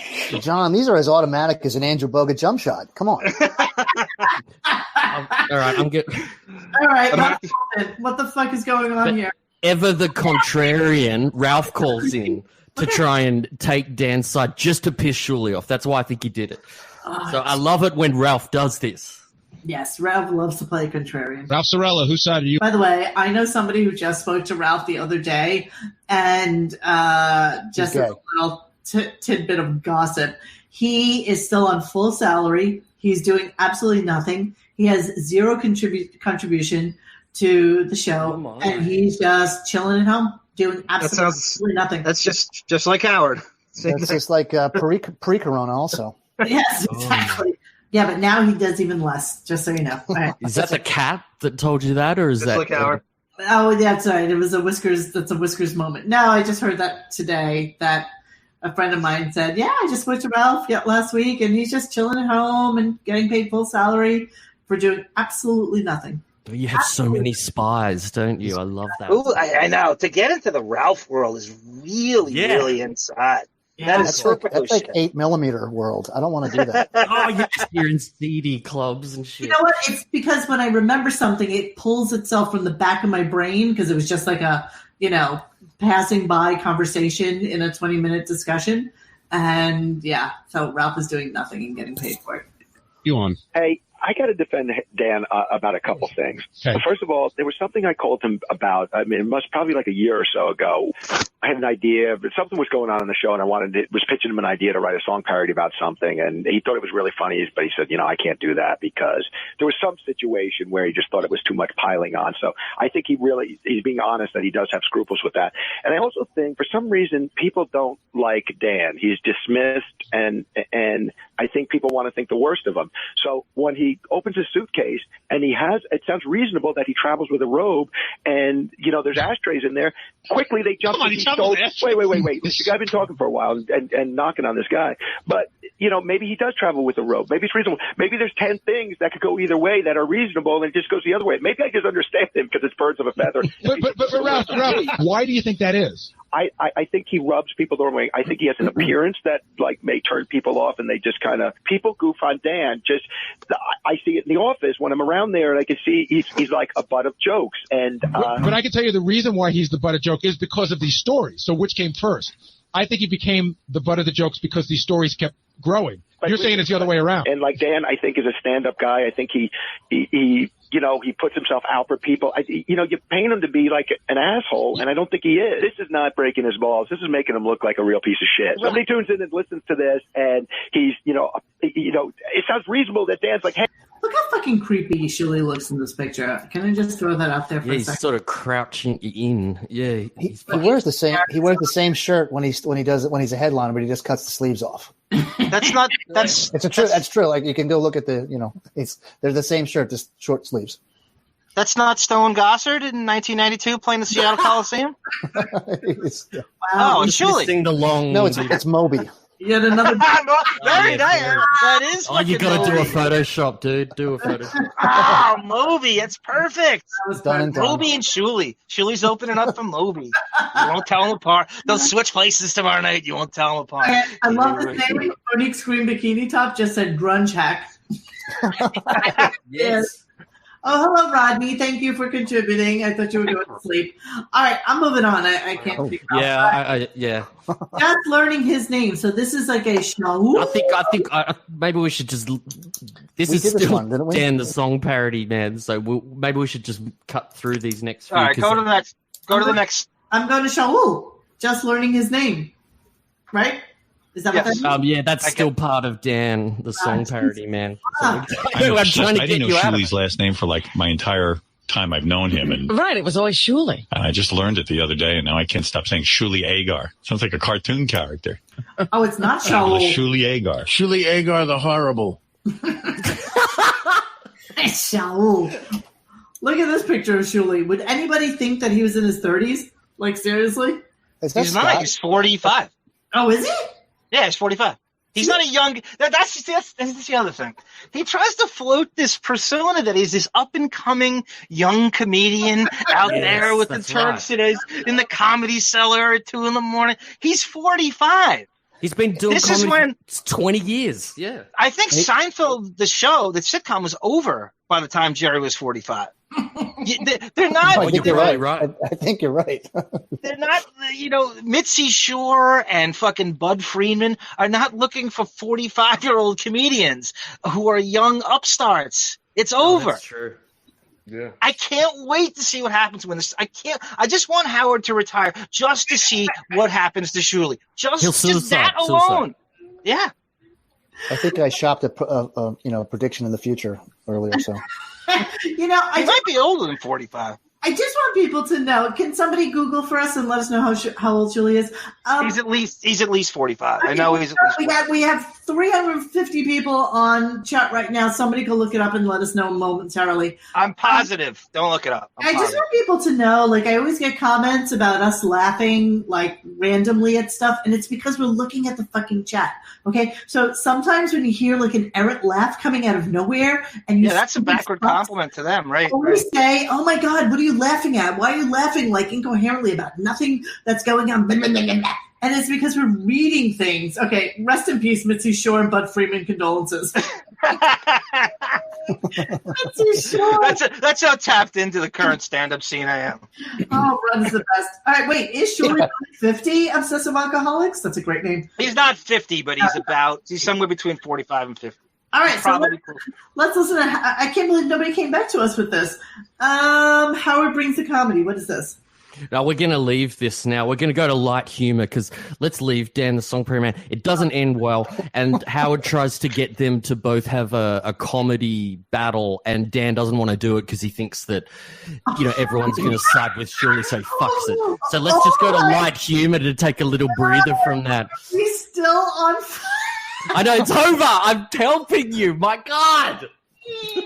Can we do a Dan the Song Parody Man hate show? Yeah, exactly. Well, this is it. Oh, my God. Part two.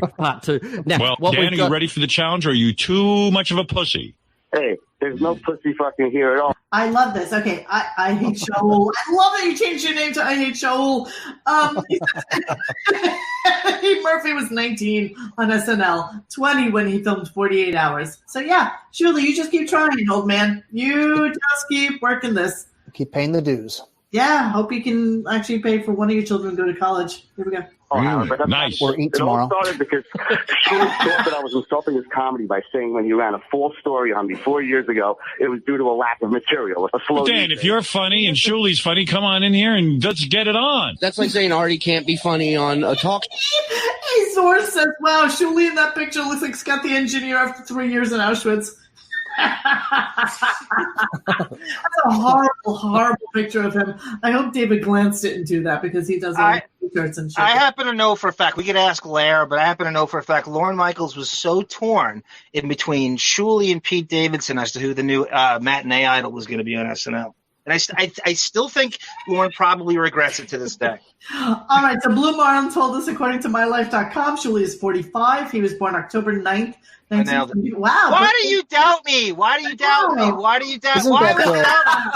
Isn't that the day after somebody else's birthday? Yes, this is my birthday. That October 8th is my birthday. Motherfuck, he's a Libra. Wow, that is damn. You know that somebody else on the panel here has that same month too, right? So A few of us actually do. Yeah. Now that I'm thinking about it. Breaking Bud alive, Mitzi dead. Condolences. Yeah, right. Because But you're no, only don't funny even here do it. on Tell- stage. If you're funny no matter where you are. You said that people leave the comedy room when I fucking do stand up and that nobody laughs. So let's go out and do the club thing, and then we'll talk about doing the on the air. I take that back. First they don't laugh, then they leave. I had that backwards. I'm sorry. The last time I saw you perform, you could hear the air conditioning humming while you were on stage telling your jokes. Yeah, you really fucking killed the room that night. Well, in case you're wondering, that sound you heard when I was up there, it's called laughter. That's what was going on there. There's no laughter going on. Your defense, sardonic whip of Shaul. Earned that title, and that's why you drew about 40 people in the room, 15 of which came to see the middle guy. How about in all the times I've performed, I've never had to plug my laptop in on stage like a douchebag and play sound effects. Dan, the copy and paste man. All right? Wow, he's super funny. I bet you Shuli wrote that out. Absolutely, he did. He was reading off index cards. Leo held Shuli is human melatonin. So true. Damn, the copy and paste man. I got you. The rapier wit of Shuli Egar. Shut it up, because I'm getting Dan Stockholm syndrome.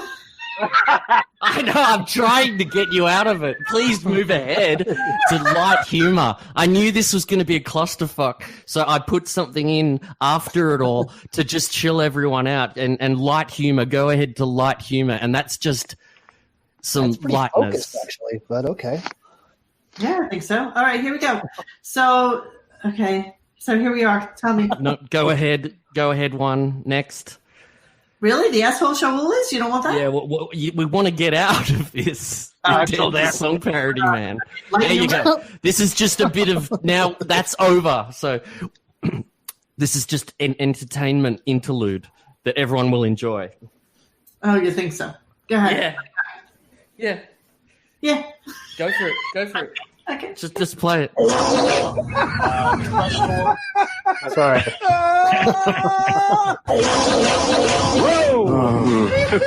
Oh God! Oh man!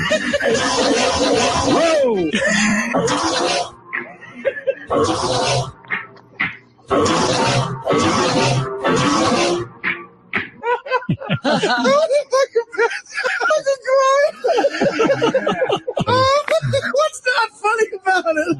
Fucking guys should have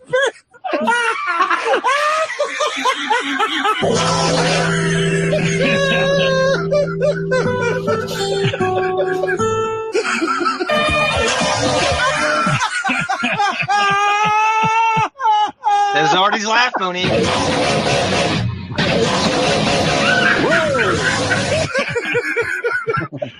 This is for those about to fart. No.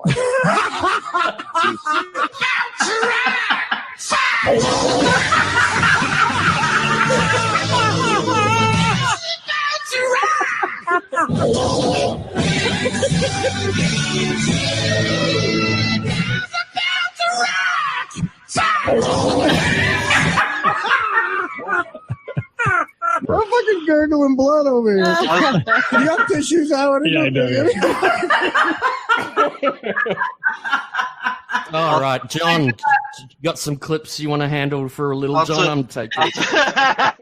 I'll tell you what. I think Monique wants to finger bang herself. They're already laughing. I think I did. Basically. Oh, that's amazing. I don't know, Monique. Do you have my emails I sent you? There's just a few. I do, sir. Hold on. Okay.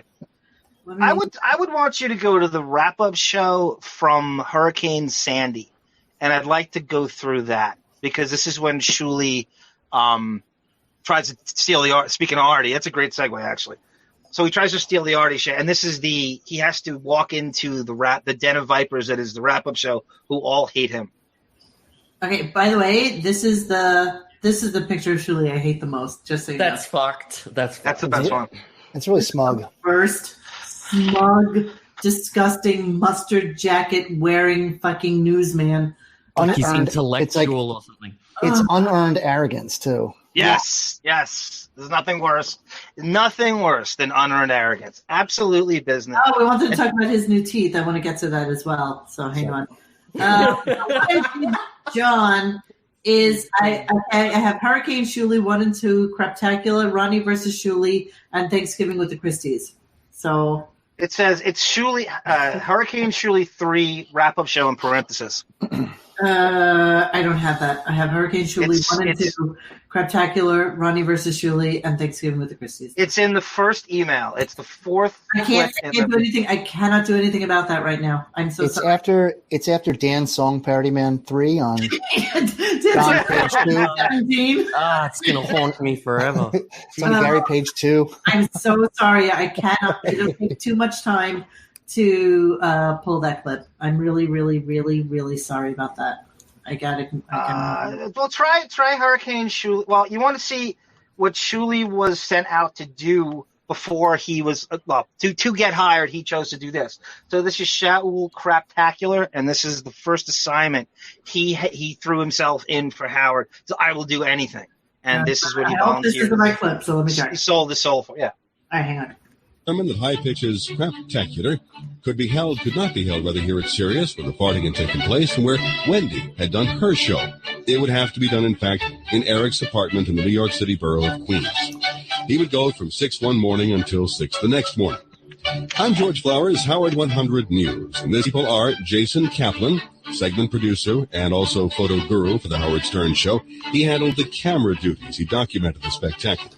And Howard 100's Shuli, a regular contributing reporter for Howard 100 News. He covered the event for us, and also, of course, the man in the spotlight for that historic 24-hour period, High Pitch Eric himself. Gentlemen.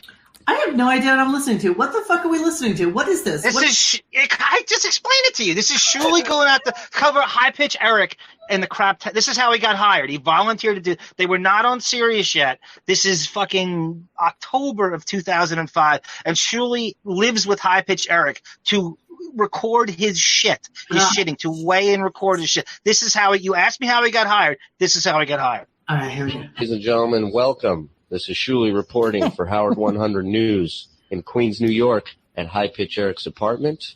We have been here since 6 a.m. High Pitch Eric has eaten a.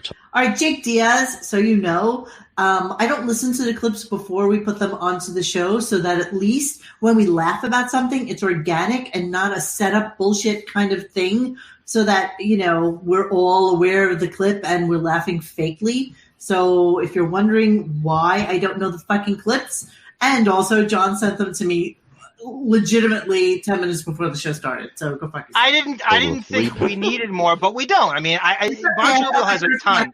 It's okay. It's okay. Can you pan to me? I have a puppet. And we have reached that magical moment. High Pitch Eric's first movement right here on Howard 100. No. Eric, are you ready? I am ready. All right, buddy. Why don't you come on over here? Oh, it's so disturbing. Come on over here to the... What if I have to piss? What's that? What if I have to piss? You're going to have to hold it. I don't want to hear this. I don't want to hear you don't have to hear. Let's stop. That's enough. You don't have to hear. It's going to be bad news, but just do whatever you can, and let's see what happens here. Eric is getting his pants ready. Do you have toilet paper? Eric's looking for toilet paper. There we go. Here's a fresh roll, unopened, and a can of air freshener. It does this low. I will be positioning this mic as close to Eric's ass as possible. Here's the funny part about Shuli. He gets every sound. Can you not look at me when you're taking your pants off, please? This is golf announcer Shuli, and he's reporting. Oh my god! Oh my god! Oh my god! My ass is not in on the toilet. I'm gonna piss on the floor. Dude, I can't get on yet. That's enough, Monique. Disgusting. I can't believe it. So this is the big assignment that got him hired. He was willing to. How many people do you think turned this down? By the way, before everyone. I bet you they asked. They didn't ask anybody else. Fucking Penny Crone was asked whether or not she wants to go to High Pitch Eric's house. They asked no one. They said, "Hey, will you go sit in an apartment and watch two guys shit and weigh it?" Shuli said, "I'll do it." Yeah, that's right. That's true. Good call. Okay, I'm moving on now, sirs. So I love the light humor. Thank you so much for that. I sent you the clip I wanted individually. Did you just get it? It doesn't matter. What? No, go to it. This is good. That's a hurricane one, John. To the show, do you not get? How is it that you can send me a clip and think what part of You just played the one in the same way. No. I had those already because you sent them to me about a half hour before the show, so I was able to drag in and put them on. I can't do that now. I cannot. Why are you missing the other one then? But you have those. I don't know because I just dragged and dropped and put them on real quick before I got on the air. I'm sorry. Okay, Hurricane Shuli 4, Ronnie versus Shuli. What? I don't have that. That's the first one. Hurricane Shuli 1. Okay, that's not Ronnie, but play that. They're getting to you? No, just dust. No, sorry. They're getting to you? No, just dust.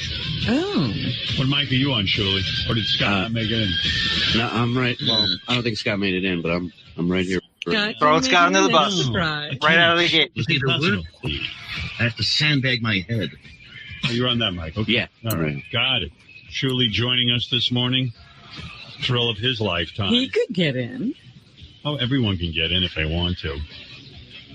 It's absolutely pleasant outside today. I don't know when this big storm is coming, but, I'm one. Well, they keep promising. It's raining pretty hard down in South Jersey now. Rain schmain. Yeah. And there's all of a sudden I get a text from Doug Goodstein, who's in charge of Howard TV. Uh-huh. And he's like, Tim? I think we played this last time. He lives in the city and still got a hotel room.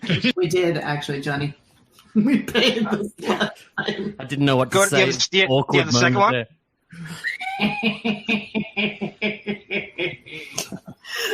We did. We played this last time.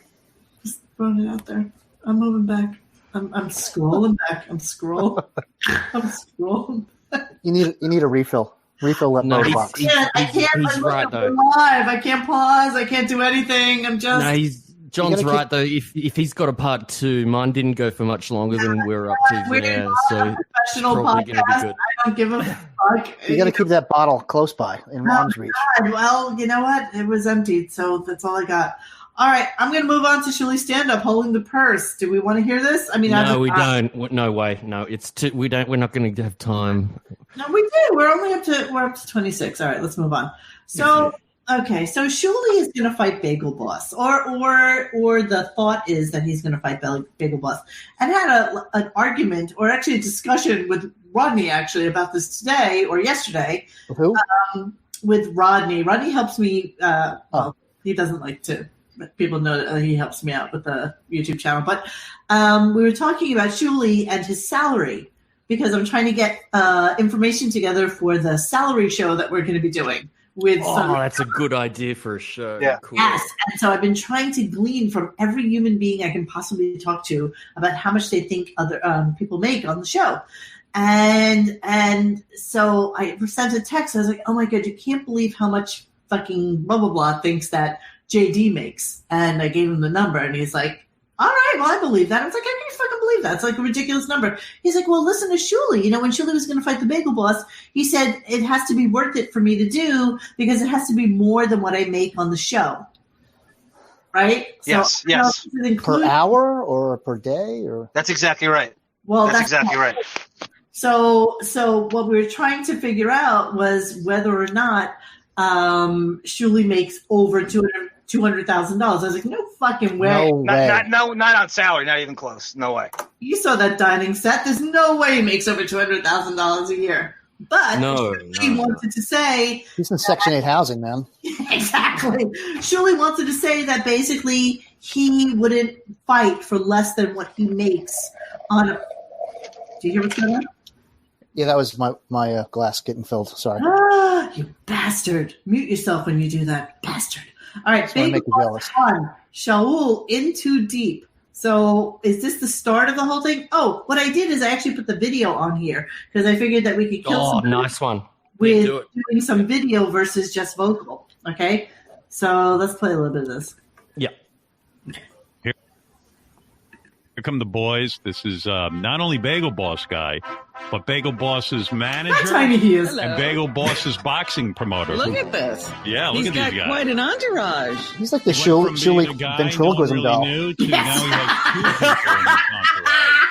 Chris, you want to get a fan, but who is the... Yes, he is. All he needs is glasses, and he is Shuli's puppet.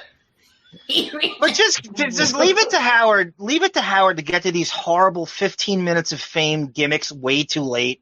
You know, like 6 months after it was 3 big. Whether weeks, it's a month late on this.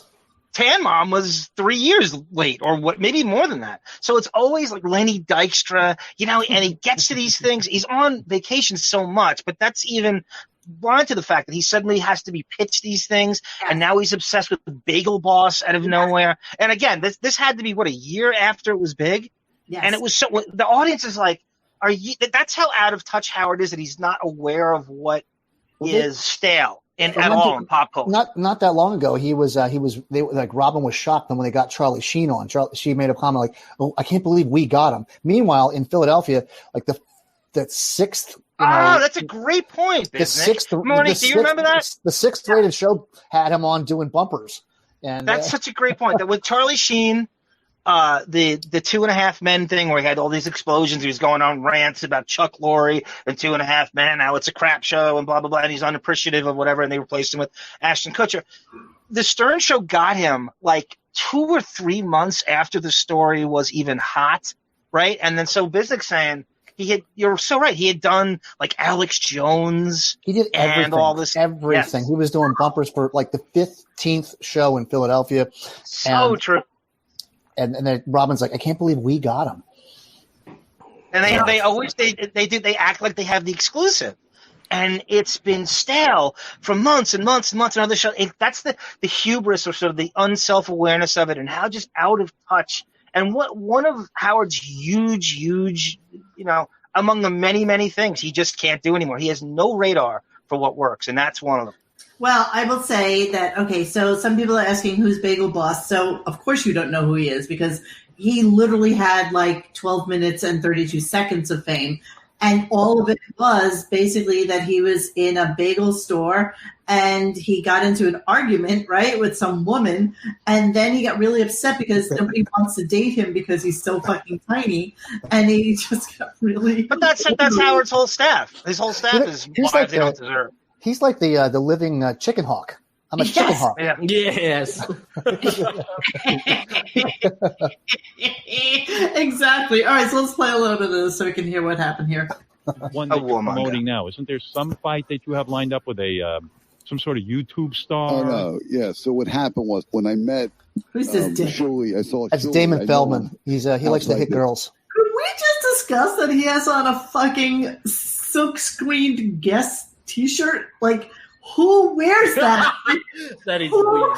Who wears Guess? I don't know anything about fashion, but that does look bizarre, doesn't it? On a guy. So this is like one of these sleazeball managers that latches himself on to whatever the gimmick of the month or week is, and tries to represent him and put him in boxing matches.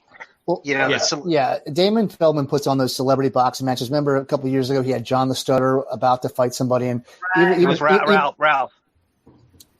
I thought it was John the Stutter. He came in the big satin robe, and even everybody was like, no, I don't know. He was going to fight somebody on the show, but he said, "Please don't fight. You're going to get murdered." I forget who was. He puts on those fights with like Levy and Bonaducci and yes, and other boxing venues, but he's not the most virtuous man. God, this is such a fucking phenomenal clip. Okay, the studio here a few weeks ago, I said, "Shuli, you got to fight this guy." Where is Shuli? Let me see. Yeah. I think Shuli could beat you up. No offense. I saw him in the hallway. It's a tough fight, Howard. You think you could really take him? I have a pretty good. Yeah, I think so. I mean, no offense. I mean, the height differential. I know, but that don't mean shit. Truly, you originally turned down the offer. To be fair, everybody's taller than Bagel Boy. Let's be fair. The whole staff is comprised of midgets who have wives they don't deserve. It's the whole staff. He's no worse than them. Wait, no, what? For the fight, am I correct? Yes. But we know that this would be a big fight because Chris is right now on the top of his fame. Well, and I don't know about that. Hey, Howard, I got the contracts right here. I got the contracts right there. I'm ready to sign them right now, Shuli. Come on. And how much do I owe you after I sign those contracts? No, Howard said he's going to negotiate. So we could do it. I don't want to pressure you into this. Did you as a contract written up? I mean, that's up to you whether you want to fight Chris. Oh, no, Howard. It's all notarized. Oh, really? Yeah, because Shuli, I want you, you're mine. Why Shuli? Come on, man. Come on, be a man. You see my... Calm down over there, Sneeze. Hey, come on there, Mr. Button Shirt. I don't want to fight Chris. Right. I want to fight the people that made him famous, and now that he's here on the show, those are the people I'd like to fight. I want to fight the people that made you think you're famous. It's over. Shuli, though, what about it, though? Wouldn't it be good for you and your career? No, why would it be good for me? If I beat, he's the same height as my 4-year-old. If I beat him up, I'm a monster. You ain't beat nothing up. If I lose to him, then I'm a jerk off. Yeah. Listen, I got to do this. I'm not going to lose to him. I mean, the only thing if you don't mind, Howard, I'd like to retort in the Iron Sheik fashion. Can I? Yeah, sure. Listen. Oh God, this is awkward. Punk piece of shit! I'll break your back! I'll fuck your ass! He reminds me of the what's the name of the Kristen Wiig character with the little on Saturday Night Live with the little baby arms, the little hands. Yeah. little like not pterodactyl, like little. They're like baby, like the little tiny alligator arms. No, they weren't. They were actually toy baby arms. Yes, they're toy baby arms. The question is though, could he beat up Shuli? And I think I believe he can. I believe he can. He's got a lot of anger, and he could probably do some body shots, and Right. So the point of this is watch as Shuli goes from being mildly interested to totally fucking chickening out. That's basically what happens. Because Shuli can't do this because Shuli can't bring a purse to the ring either. He can't throw his purse and hit him. Right. Make him humble. It's just as good as Shuli. I know. Yeah. Let me see you guys back to back. Go over there, Shuli. Don't touch each other, guys. I just want to see the height difference. Don't touch each other. Yeah, don't touch each other. Bodyguards in here. No, I'm not. Is he another Eugene? Like, is he like? Yeah, sounds like it. Yeah. Him, Goldberg, and Ronnie. I'm just saying. I want to see. Look. This is a good fight. You're like Mike Tyson. Tyrell Biggs. That's a good fight right there. That's like Mike Tyson, Tyrell Biggs, or Buster Douglas. Can you beat him up? You think? Of course I can. You give me. I put my hand on his head and hold him there, and then I punch him with the other one, like you would do to a child. I got to admit, in some strange way, I do think you would win. I know I would. I've seen his training video. I've seen his training video. He's catching a football in train. I go, what the fuck does that have to do with boxing? I haven't seen that before. He does have a lot of anger. That's all it would take. That was ridiculous. Play it again. It's so retarded. But honestly, we're laughing. But I think that's all it would take, athletic-wise, to beat Shuli. Visnick, you're fourth on the cast sheet in Invincible, right? Nobody knows the NFL more than you and Greg Kinnear and Marky Mark. I think all it would take is to be able to do it down and out and catch a football to beat Shuli. I really do. Wait, I love this training video. It's fucking killing me. I can't stop crying. He's in the Pine Barrens. You would have been buried if you didn't catch that. I do think you would win. I know I would. I've seen his training video. I've seen his training video. He's training catching a football and train. I go, what the fuck does that have to do? That's enough. Football. He's catching that old super jock when you hit the helmet and the guy kicks it, and he's catching that little tiny football, but it's a big football to him. Electric football. What? Laughing. Oh, I've got tears. Oh my god. Me so fucked up. It was just so beautiful. One more time. Training video. I've seen his training video. He's catching a football. And I go, what the good enough. I'm sold. A lot of anger. Howard, only 1 minute round. Even the way Shuli says it, funny. He's catching a football. We it's so much. We saw Shuli cower into a He-Man knapsack with Stuttering John. I'm convinced. I'm sold he can take him off that thing. Oh, my head hurts. John, that was a Shirt Tails backpack. Oh, Shirt Tails. Those DuckTales. The Shirt Tails, they were like little gayer. There is no. Okay, I hate Shaul. There is no way this is true. I'm still laughing at that beach thing. Someone mentioned the possibility of Shuli being Don Buchwald's nephew. No fucking way.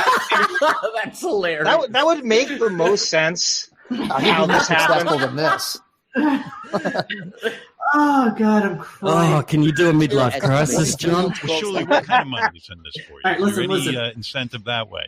Well, I talked to Damon. I gave him my number. You did? Yeah, and What happened, Damon? You balked? Well, he I forget what exact number he had, but I think one we agreed or talked about was a good amount of money. How much money? I'll negotiate for Shuli. Well, I was originally going to say 5,000. 5,000 3 1-minute rounds to start. Yes. Yeah, that's a nice for payday. 3 1-minute rounds. What were you looking for? More like 10? Yeah, Howard, I make that telling jokes for an hour. Right. So why go? That's ridiculous. No, he doesn't. Beetlejuice makes that, and you draft on him. Not when half the room is comps and half the room is like 7 people.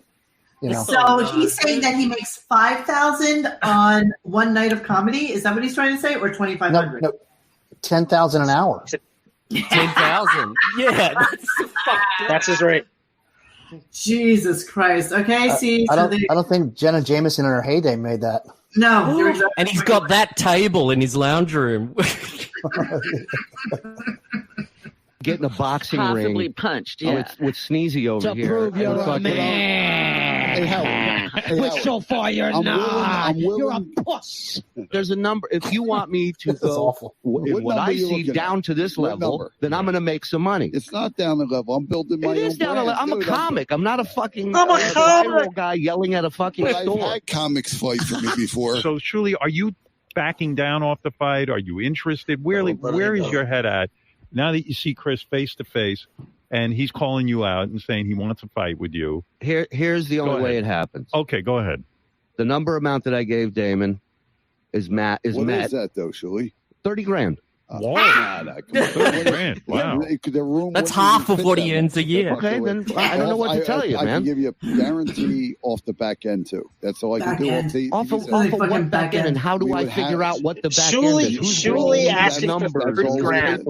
What, John? Shuli asking for 30 grand. Now you know why the terrorists say this. Or maybe Shuli is a terrorist. I don't know. Look at him. 30 grand. The balls on him. 30 grand. He's so fucking chicken of that little pit bull coming after him, like biting his fucking ankles and hurting him. There's no fucking way that this fight would have ever gone down. No way. Shuli This was a can't no do this. from the beginning, and we all know it. This was a no. You know, he figured, let me throw out there like an exorbitant number. Yes. If you over-negotiate, it makes you look like a high roller. And that's his out. Come to terms. We just couldn't come to terms. I couldn't. Didn't that little fidget wind up having like some sort of heart ailment or like some stroke or some shit? What happened with him? Didn't some little shit happen? Yeah, he was in the hospital or something. They had a GoFundMe page for his. Yeah, he got sick just being a dick. I don't know. No, he got sick. He was in the hospital for a while. They had a GoFundMe page, but I don't know the details. I didn't care enough to dig. I just saw the headline. You guys have that Bagel Boss on your Google alerts like I do? So we're going to negotiate. Right after 100% with Howard. That's how this works. Chris, does it sound like Shuli is scared to fight you? Is that what it sounds like in your... Let me look at him. Oh, he's like this. Yeah, look up. I'm over here. Come on, man. Seriously. Look, I put a lot of effort into this. What effort? I think you'd be a good... You were doing push-ups on a bench. I'll run circles around you. Oh, no. I'm going to lose my mind. Play it again. That was fucked up. He made that video. That's so funny. Oh, I need that whole video. I need that whole goddamn video. Push-ups on a bench. I'll run circles around you. You see the punches I was... Who does that? He's like a foot away from the bench. Like, how is that a sign of strength? but that's what he feels is all that takes to take Shuli on. Yes, exactly. He can do much more than that. He can do a lot more than that. But that's all he feels you need to see. All they're worthy to see. Now, John, you're into competitive sports and all of this thing. Do you think Shuli could beat the Bagel Boss? No, seriously. I'm actually taking Bagel Boss. When I'm basing it on so many things and bagel bite push-ups. the carbohydrates alone, and he brings a whole new meaning to the carbs. I love it. I love the carbohydrates alone, and he brings a whole new meaning to button hook. I'm taking Bagel Boss. Just on Shuli cowering, like we said, with the DuckTales knapsack. Well, he does a fighting stance soon in this video. They start punching, and that's Monique's going to lose her fucking mind when she sees this. Unfortunately, I gotta move it because Let me look at him. Oh, he's like this. Wait for this. No, it looked like a tantrum. Oh, wait, there's more. It looks like that. See that? It looks like a cat.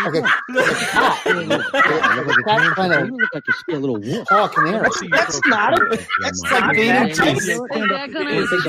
Well, let me see what this guy's got. You're a boxing fan. Yeah. Go, What's this?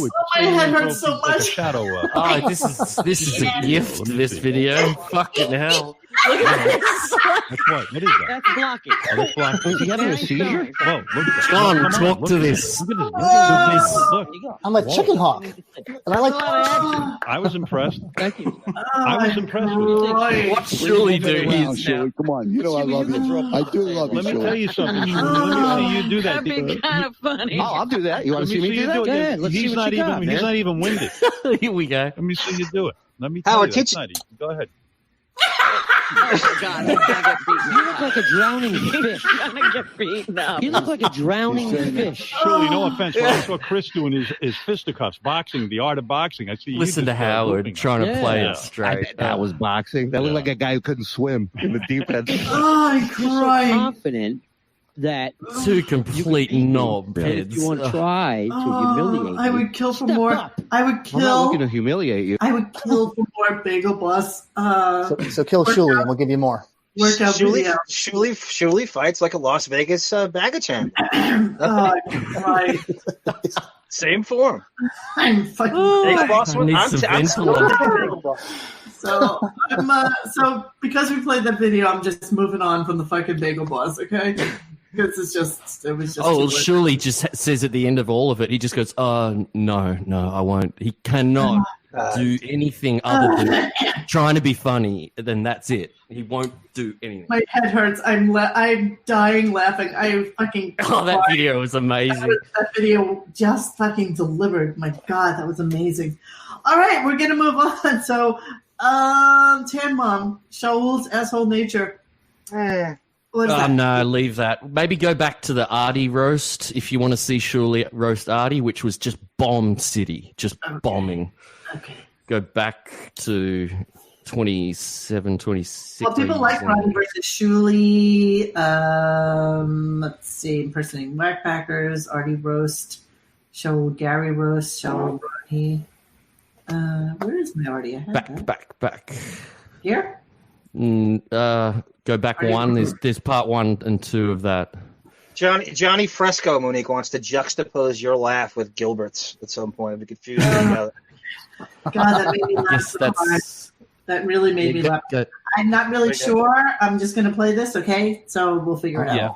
Okay. All right, Shuli, come on!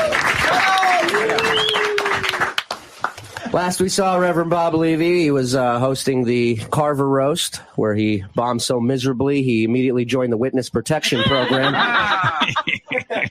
Figure a guy who plays firehouses all across the East Coast would be used to eating a little shit on stage, but I guess not. What would you say? The clowns here? Yeah, is anybody else getting tired of this shit yet, or what? I mean, how do you split your royalties with a horn, you untalented fuck? How'd you age? It's working out fine, thank you. Faggot. Is that timing? Colin Quinn, everybody. Give a hand for Colin Quinn, makes a former.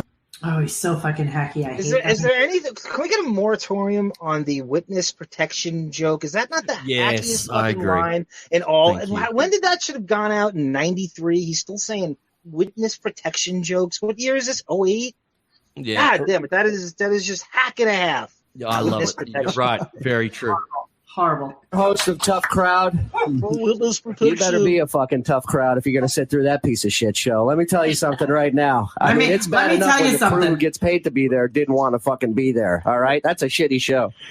But let me tell you something right now. Super bombing there. Super bomb. This Collins show is great. And everyone's like, "Oh, I love that show." It was like the worst thing they tried to pick on in the world. You could not have been chosen a worse target than Colin Quinn's Tough Crowd show. He was just overmatched, like trying to play with his big brothers, and he just. But this is where I go back to the charisma thing too. It doesn't even matter what he does. It doesn't matter what he says. It doesn't matter how hard he works. It doesn't matter how hard he wants it. You hate him. You just hate him. You're not rooting for him. You want him to bomb. Even if you said, "Wow, I think that joke is well crafted. This is good," you don't care. It's Shuli saying it. No, there's not even that. It's just that he's just not good. He's just not good enough, and he somehow was a way to work his way into these. Getting these spots and just kissed ass onto the show. He's just not good. Honestly, this is what open micers are better than this. The timing's awful, and it's not. It's all courtesy laughs. You can salvage it if he has charisma, though. You could salvage it if he has something to offer besides I believe, like us, that entire crew there hates him. And they're rooting against him, and they don't 100%. want to laugh. No, for sure. What is he doing here? That's what the audience has been saying for a very long time. It's horrible. Yeah. It's horrible. All right, here we go.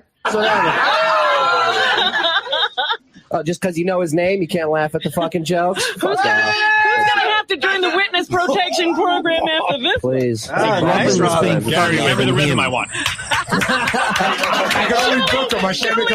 Hold on, relax. Shut up, everybody. Gary's control here. So you can use the crowd back. Artie, let's go to Artie. First of all, go to the winner right here. A lot of comics are going to say really, horrible things about Dana tonight, and I'm not going to be one of those guys. I actually tried. I want to try and fuck her when she actually dumps your sorry ass in a few minutes. And you can't say she won't because look who she's fucking now. You know what I'm saying? These are such mercy laughs. It's not even funny. No, it's all courtesy. It's Lisa Lampanelli in there, and what's his fucking name? He's such a hack as well. Levy? No, it's Lisa and the other guy. Jim Brewer's in there, and they're giving fake laughs. By the way, Jim Brewer was horrible the last time he was on the show. I've never liked him. I cannot stand him. No, I hate when he's Joe Pesci and you have to pretend it's actually Joe Pesci. Yeah. Wait a minute. This is the current. Is this the old roast or the current? Remember they did another roast. This is the old roast. This is the Artie roast, right? This is back to the Artie roast. So Rod's like, look at those yellow teeth. I do have a picture of the new teeth coming up, so we'll come back to that. All right, let me just continue playing this. All seriousness, we all know Artie suffers a little bit from depression, and all I want to say to you is, Artie, is fuck you and your fucking depression. You start your mornings every day in a room with Howard Stern, Fred Norris, and Robin Quivers. I start my day between Penny Crone and Steve Langford. That vending machine should have a row of Zoloft in it for me. I'd rather work with Penny and Steve. Artie's, I can't hear you guys. What? I'd rather work with Penny and Steve any day of the week. Yeah. They're good at their jobs. That's why they left. Body of work. I, on the other hand, can't get past your body of fat. I told you I'd be back. Relax. No, I'm he's not saying back. Artie does shitty movies, but Michael Caine turned down the last 3 scripts Artie took. In Artie's defense, his agent is really tough. He's so tough he won't even let Artie read any of the scripts. That's not even a joke. You couldn't even imagine that is a joke. It's awful though because he's not like okay, so a real comedian there might feel the chemistry of those laughs and like kind of roll with it, and let them settle in, and then kind of set up the next joke. He's just kind of just reading his bullet points, and keep in mind he's got time there because in a roast you're reading off paper. Yeah, he's not. Yeah. There's nothing. He can't do that right. Nobody has more time to prepare than he did, and nobody's practiced. You know that he's been working on this, for 6 months. This is a big moment. Probably browbeat Gary behind. Gary didn't. You could hear Gary said before he didn't want to book him. Gary was somehow. Gina just actually made a point, and it just got me thinking: why was he hired for the news team as opposed to like anything else? Like, why did they fit him into basically a 17-man fucking news team, which is ridiculous in its own right? But why was he added to justify him being there? Because they didn't have enough stuff for him to do. Don't you get it, Monique? Don't you get the irony? He's a comedian. He's a comic, and he's on the news team. He's not really part of them. He's goofing on them. He's wearing the Monday Night Football show. They need someone. Shuli's not Langford. He's better than them. He's the wacky special features reporter. Let's go to Shuli. Yes. Let's go to the dancing dogs and that play with cats. Yeah, I'm loving right. this. This is it. All right, so should I continue with this? Go ahead. Please. Okay, because it's bombing. I can't. I'm like literally, my eyes are glazing over with how unfunny this is. Oh, it's fun. I just Michael Caine. All I want to say to you, Darty, is fuck you and your fucking depression. I told you I'd be back. Relax. I'm not saying Artie does shitty movies, but Michael told it to Jesus. kind of like your driver's license joke from the Roddy Roast. Remember? People always say Artie's movies don't do well. That's not true. A lot of them become cult classics. After you watch one, you want to drink poisoned Kool-Aid. But Artie's new movie Beer League's opening up September 18th. That's ridiculous. It's September 15th. Oh, I'm sorry. September 18th must be the day it's closing. There you go. So that's really That's the one laugh he got. And that's just a cheap little trick there. That's, it's the wrong day, and you'll say the right day. That's the broken clock thing. I bet you deep down in the basement where he lays on his, IKEA futon, he plays in his headphones. He plays that fucking clip over and over. Oh God, yeah. That's this is my Woodstock. That's the first set I've heard him not use the N-word. I mean, because his go-to thing, right, is to call Robin the N-word. He had grown up since then. This is the new improved Howard. Really want? I know. He's what's that called? He's evolved. Yes. Ring Your Bell said, pull his Twitter genius observations on the subway. I don't know anything about that. I've been blocked on Twitter since day one of doing this podcast. So we should have done that, right? Read his Twitter. I'm blocked. We're all blocked, right? I hope we're all blocked. Are we all blocked in this? I'm his best pal. I'll start following him. He's so fucking thin-skinned. Yeah, all right. I'm going to move on. Better not. Gary roast? How horrible is this? Do it. Go it. Yes. Yes, do it. It's so fun. Gary's a man who's been roasted for the last 20 years. And what can you say that hasn't already been said? What can you goof on that hasn't already been goofed on? I didn't come here today to tell you you're ugly, Gary. I came here to tell you you're disturbing. You look like you should be on Jack Hanna's shoulder, you freak. I came here to say that I saw your wedding video.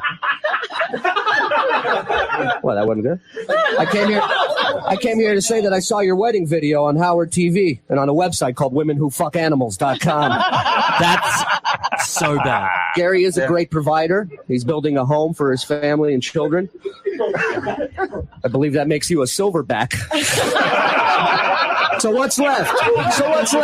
The issue that Gary talks too much? I don't think you talk too much. I think you talk about boring shit too much. I came here to say that Terry Schiavo had more important things to say than you do.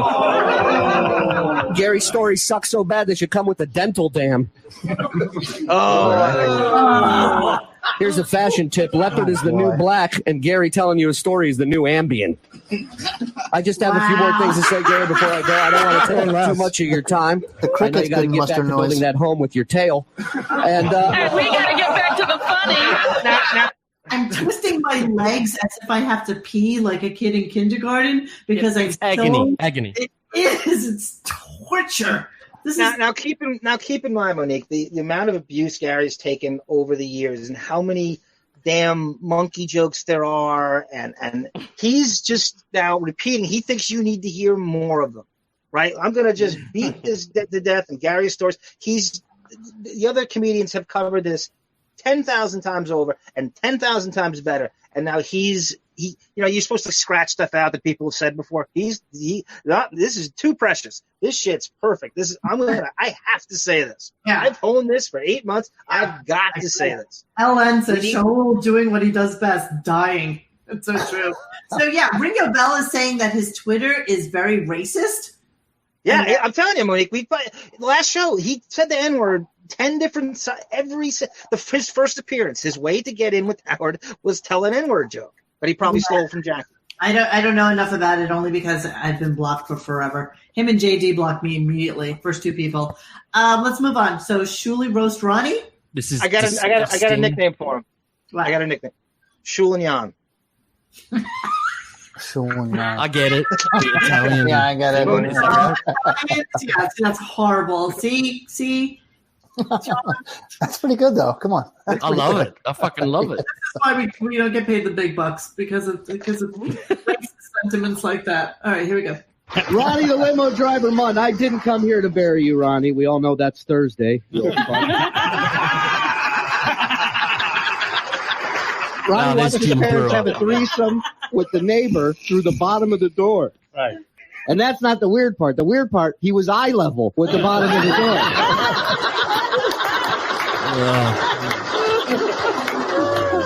Ronnie wants to open and run an animal hospital in Las Vegas because really, why should humans be the only ones with shitty luck in that town?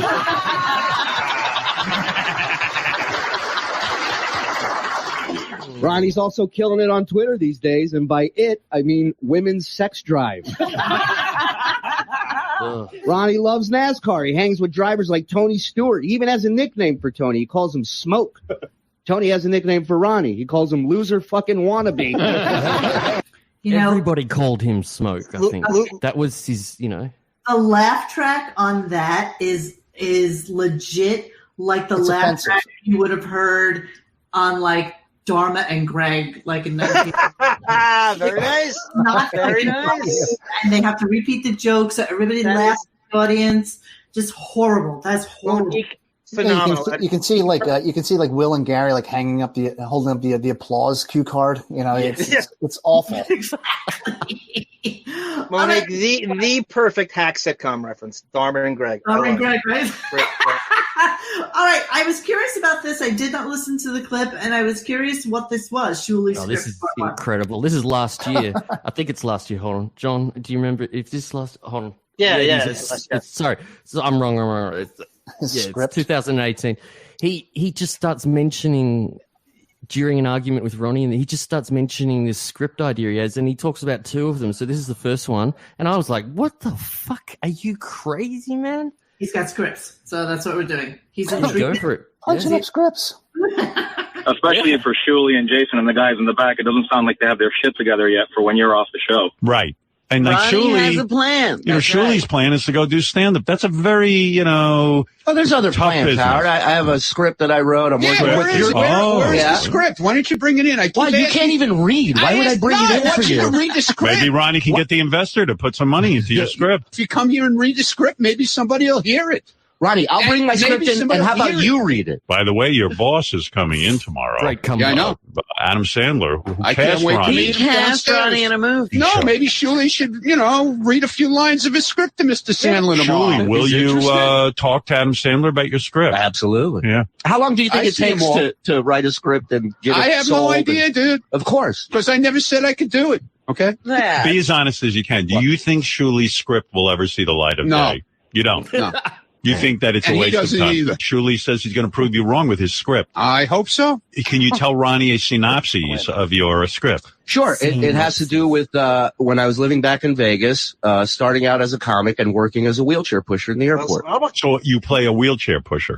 Yeah, I don't know that I'll play. I just wrote it, but the story is my living with my Israeli parents, my Thai ex-girlfriend at the time, who my mom thought was a whore the whole time, and they all. Pretty positive she was. Everything's so wacky and out of bounds and just. I disagree. I think by the end of this week we're going to hear HBO have an announcement that Shuli show is going to replace Curb Your Enthusiasm. No, Netflix. Shuli on HBO Max. It's going to be on Apple TV. I could just. Super Trooper says Jack, you want to script. But the audacity of Shuli though, just even coming at Ronnie in any way. Ronnie is responsible for what 75% of Shuli's income. Just those block party shows. He has not a pot to piss in if it wasn't for Ronnie putting him on those shows. Ronnie going out to those shows when they did not the block party, whatever they were doing with Scott. Ronnie coming out to those shows, coming out to the thunderous roar, pop of the crowd, sitting, pausing, and then saying, "Let's fuck some whores," and then the crowd dies down, and he would say, "And here's Shuli." Yep. That was killers, wasn't it? And Shuli would get the majority of the money because he's the headliner. Is just nonsense, and then go to the script card is just bullshit, and it's autobiographical is just autobiographical. That too, and nobody cares. Yeah, nobody cares about Shuli being a fucking guy at the airport. And guess what? He talks. I mean, like nobody cares about that. And he talks about it just points the finger at Ronnie. Sorry. Right. No. Go ahead. Good. It's fine. No, go, Doc. Go ahead. No, I was just saying because he does the same thing in his act where he says that, believe it or not, people don't know that I'm Jewish and I speak Yiddish. So it's nothing that he's not just pulling out of his ass. Everything goes like, oh, you don't have any plans, and I have a script. What no-name comic doesn't have a script or a treatment? They all have a treatment. Every single one of them. And that's what they do in their spare time. I mean, Shuli plays fucking video games, basically, because everybody knows, right, that Shuli has a Twitch channel, which I believe I'm also blocked from somehow. He got the FBI onto you. Does his wife work out on that? Does she do steamy stuff? That's the best. Rod says, can Bon Jovial bloke it up with colloquials like fair dinkum, capper, and slab? Oh, I can do this shit. I can do this shit with my hands tied behind my fucking back, mate. Well, first he's going to do a Greg Ham. He's going to do a Greg Ham saxophone solo, but then fair dinkum, kappa, slab. Throw a shrimp on the Barbie, mate. Good day, mate. I don't know why that so amuses people.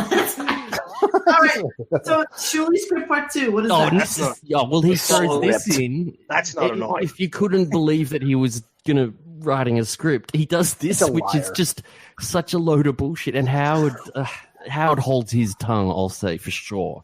Okay, so as a segue, yes, thank you, Katie, for reminding me. So yeah, let's take a look right this moment at Shuli's fucking teeth. So I had done a morph of his old teeth into his new teeth, and these are Shuli's new gigantic fucking winning personality, engaging smile fucking teeth. Guy smiley sort of thing.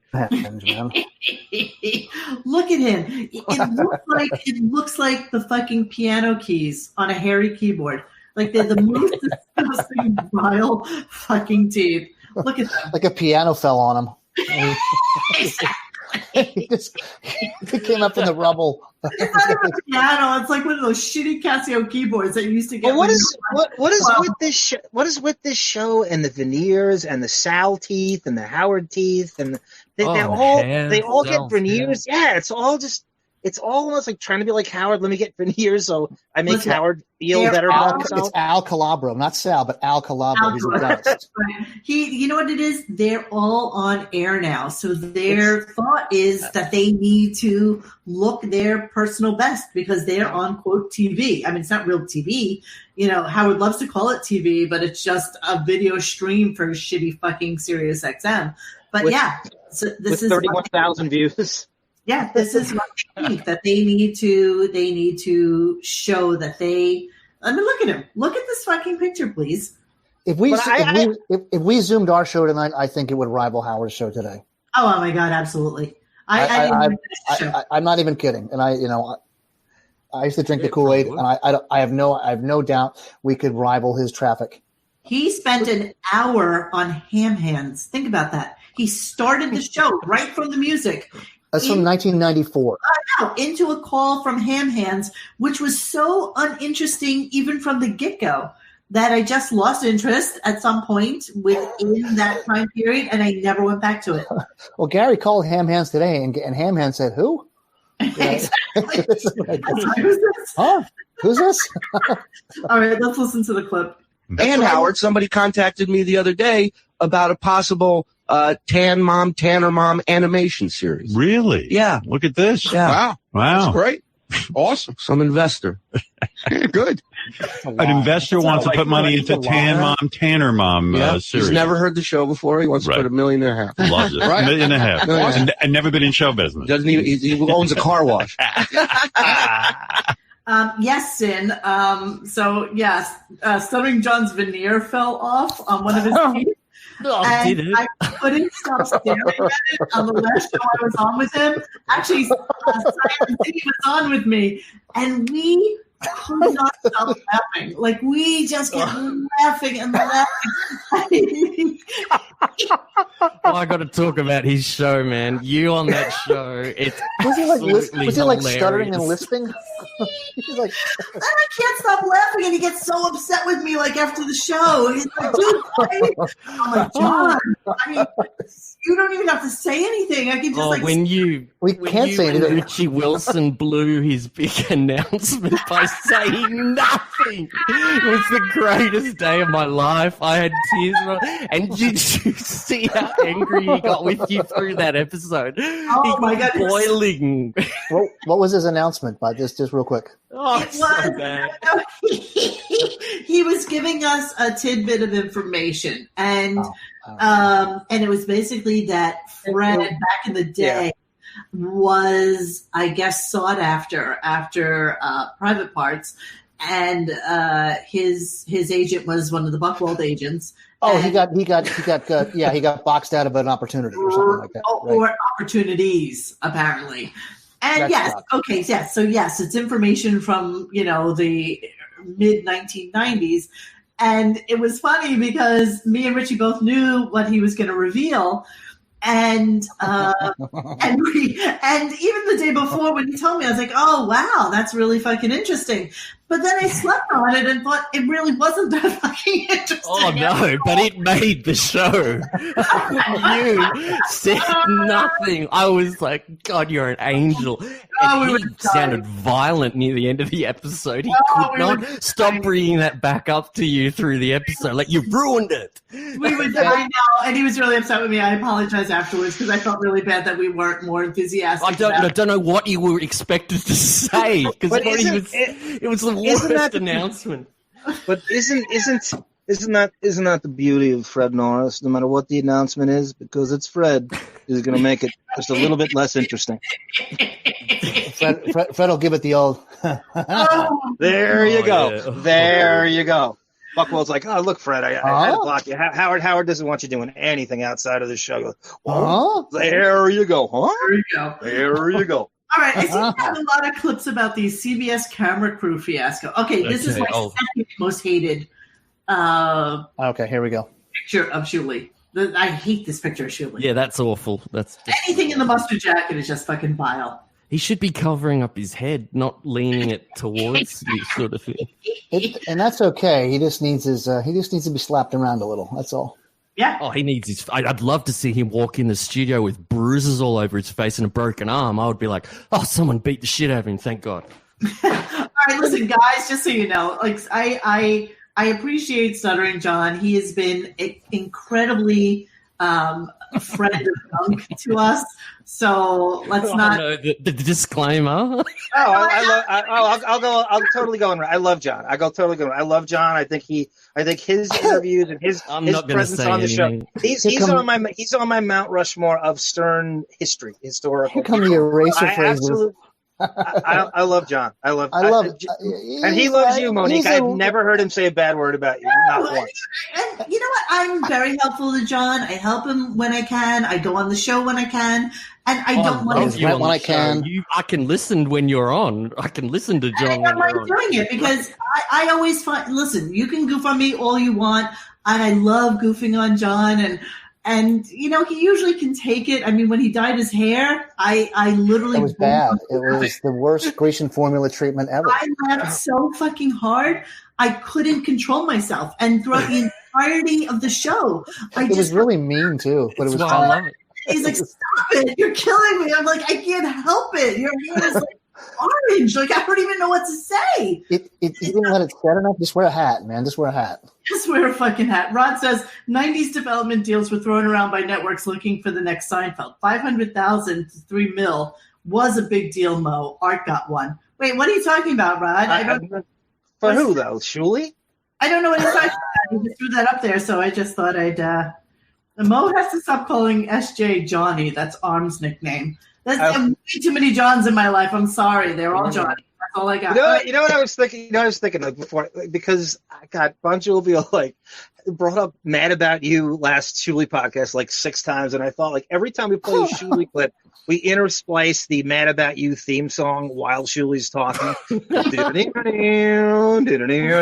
Because he thinks, I think you're right, Bon Jovi. I think he thinks his stand-up is going to turn into like some wacky adventures with Paul Reiser and Helen Hunt. It was a perfect comparison by you. You know, people don't realize that comedy, just like comedians, are basically over.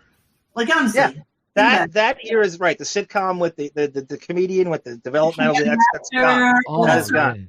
And if you watch that crap like Just Shoot Me or Murphy Brown, oh my God, those shows were so bad. Well, we could Shuli can use his Jew word and call it Mad About Jews, and we can do that. Oh yes, I love it. Mad About Jews.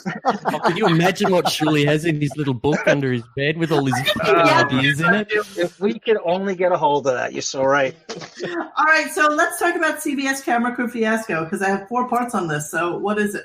This time last year when the book came out, they sent camera crew, and remember that picture of them all sitting like battery hens, Jason and all them out the back? I think that came from it. So Howard Shuli got wind that camera crew were going around to this girl who works in a section there, Madison, in Lithium. Get in so that he can be part of like the fucking CBS. Oh, I love this. Okay. I know, I had forgotten about this for ages, and he gets a fucking hammering. It's so I'm so glad this is on though. Okay, hold on. Doesn't he get grumpy? Oh, Howard. I notice in the car when I don't have him on the air. Yeah, people to talk about airtime. Come on, Shuli. During the CBS piece. Yeah. Where were you? I was back here. Where were you? Go ahead, Howard. Tell him where Shuli was. He was hanging out at where Lithium, the offices of Lithium. With Madison. So I started here, okay, because my office is on 37. Why are you in the Lithium offices when we were taping? I came down here because I was told to hang out here, and then when they didn't have a spot for me here, they said you can. What do you mean they don't have a spot for you? What, in that fucking cattle car? In that cattle car where everybody over 400 pounds is squeezed into each other? No, he means they do. Bullpen. Like Vienna sausages in the fucking can that they sit in that room? Wait, what are we talking about? You got to get it. You got to get into the attention whore mind of Shuli. He thinks every show on every channel on the series should have a seat waiting for him to pop in at all times. No. I'm trying to understand the logistics of what's going on now. That they didn't have a spot for him. Yeah, they ended up having Ronnie in it, and they got him down, I think, when they were working it out, and then they said, no, you have to go back up. We don't want you. Yeah, exactly. But isn't that Shuli's biggest nightmare is a guy like Ronnie who doesn't claim to be a comedian getting these spots. Yes. And as much as I'm loath to admit it, Ronnie has some weird charisma. I don't know what it is. I don't get it. Personally, he actually deserves it more. He deserves it more. He's got a massive look at his Twitter. People love this guy. I don't know why. People love this Eugene, and because he's honest. He's not putting on any. He's not putting on any act. He's just being himself, and he doesn't give a shit. He's a guy's guy, like Artie was. But he hates. By the way, you can tell here, and this is an ongoing theme. We could all turn this whole thing into Ronnie hates Shuli. He is everything Ronnie bases his life on. The way he yells at him. The way he yells, the delusion, the way he's. Let's take a listen because we're going 3 hours, and you know me, I get a little cranky. You know me. It's not 1 o'clock. Oh, God. Doesn't he get grumpy? Howard. When we were taping. I came down here because I was told to hang out here. And then when they didn't have a spot for me here, they said, you can go. You don't need to be here. Right. I said, fine. So I went around to go back to 37. Finding a spot. Madison was staying there, and she's completely panicked, and she goes, "Oh my God, Howard's coming by here. You have to stay here. You have to help me." Really? Because Madison needs somebody to stay, Yeah, to he's using hold on to, because the big giant fucking stalk of corn is coming by, and you have to hold on to somebody to make sure that you're okay. What the fuck is that about? That's such a lie. As he's saying it, you can hear the lie, right? Yep. He's not even good at it. He's not good at making it up as he goes along either. All right, here we go. He's going to talk to me. I don't know what to do. I go, "I'm not going to help you." He's I wasn't going going to talk to you. I'm not going to help you. I wasn't coming to talk to her. I was just. I didn't know what was going on. She pulled me in her I office didn't know and what told me was to going sit there on. until the fucking show walked by. You should have said I have work to do. And I hid in the corner. I don't know if you Oh, noticed, but right. it wasn't like I was jumping in front of the camera. I hid. This guy, though, he's an asshole in the hallway anyways. But if he doesn't get on the air 2 or 3 times, Look who's talking. everyone here sees it. knows He gets in a bad mood. Look at Oh you, my look at God. you. It's like heavy Ronnie, flow. It's you like- run, I can hear the footsteps from 37 you running down here. Yeah, it's called contributing to the show, Yeah, stupid. okay. Everybody knows why you were in the lithium office. The general impression was that you made sure you got into the lithium office because you knew Howard, I I was could have coming stayed by. right here if I wanted to get on camera. I didn't give a shit. They didn't buddy. have a place. They didn't have a You place didn't for get me. in. I asked 3 You didn't times, get "Do on I the need air, to though." be here? Can I go?" I didn't want to be on camera. Ask him. Ask him. He's so jealous about any time. I'm Anybody jealous. who gets any time in here I'm or jealous. with you. Oh my God. Oh, he turns into a chick. Yeah, okay. He's back there just pouting in the You hallway. are so funny, man. Good morning, Ron. Whatever. Wow. I would love to see Ronnie just backhand him. Yeah. Yes, It's probably yes. close to B8. Just look up and say backhand. That's enough, Shuli. That's enough. No charges But could be filed. but then, if you're Ronnie, you also have to be just, how dare you? How dare you? I'm responsible for 75% of your fucking income on my block party shows. How dare you say anything about it? Exactly.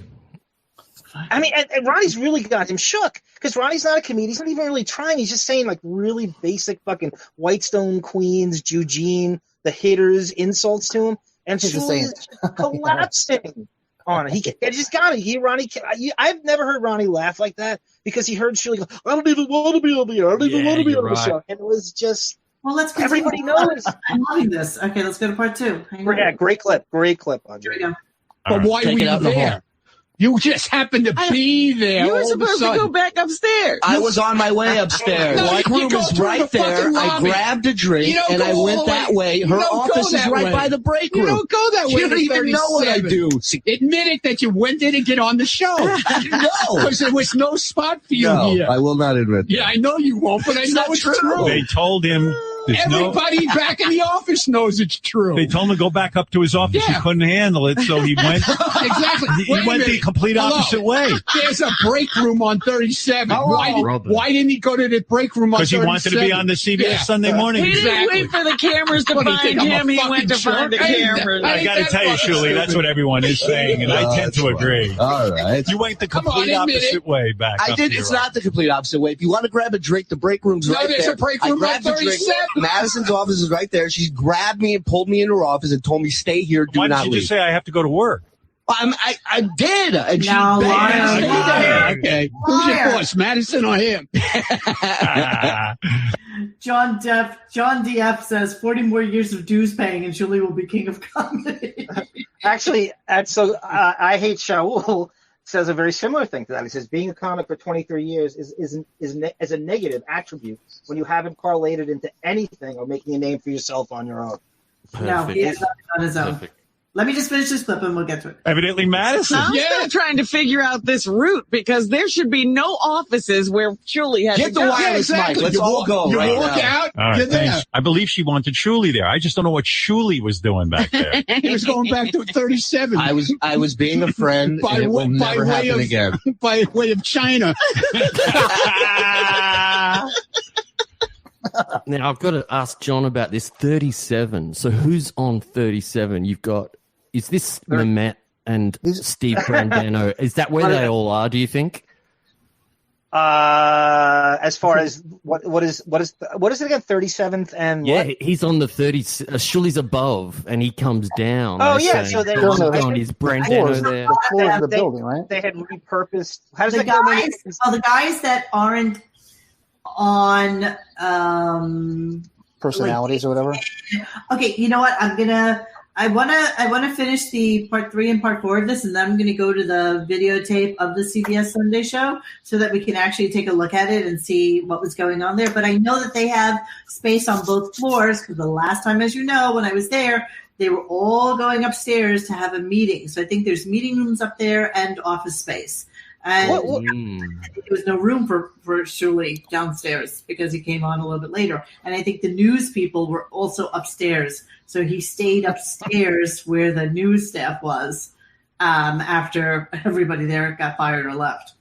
Outside of Barbados in place of fucking CBGBs, is there anything worse, a waste of space than this fucking show taking up all that real estate in that building for what they do, and this is what they produce? It's a waste of power, energy. Think about all the real estate they need for this crap. They could be putting homeless people in there. That would be better for society.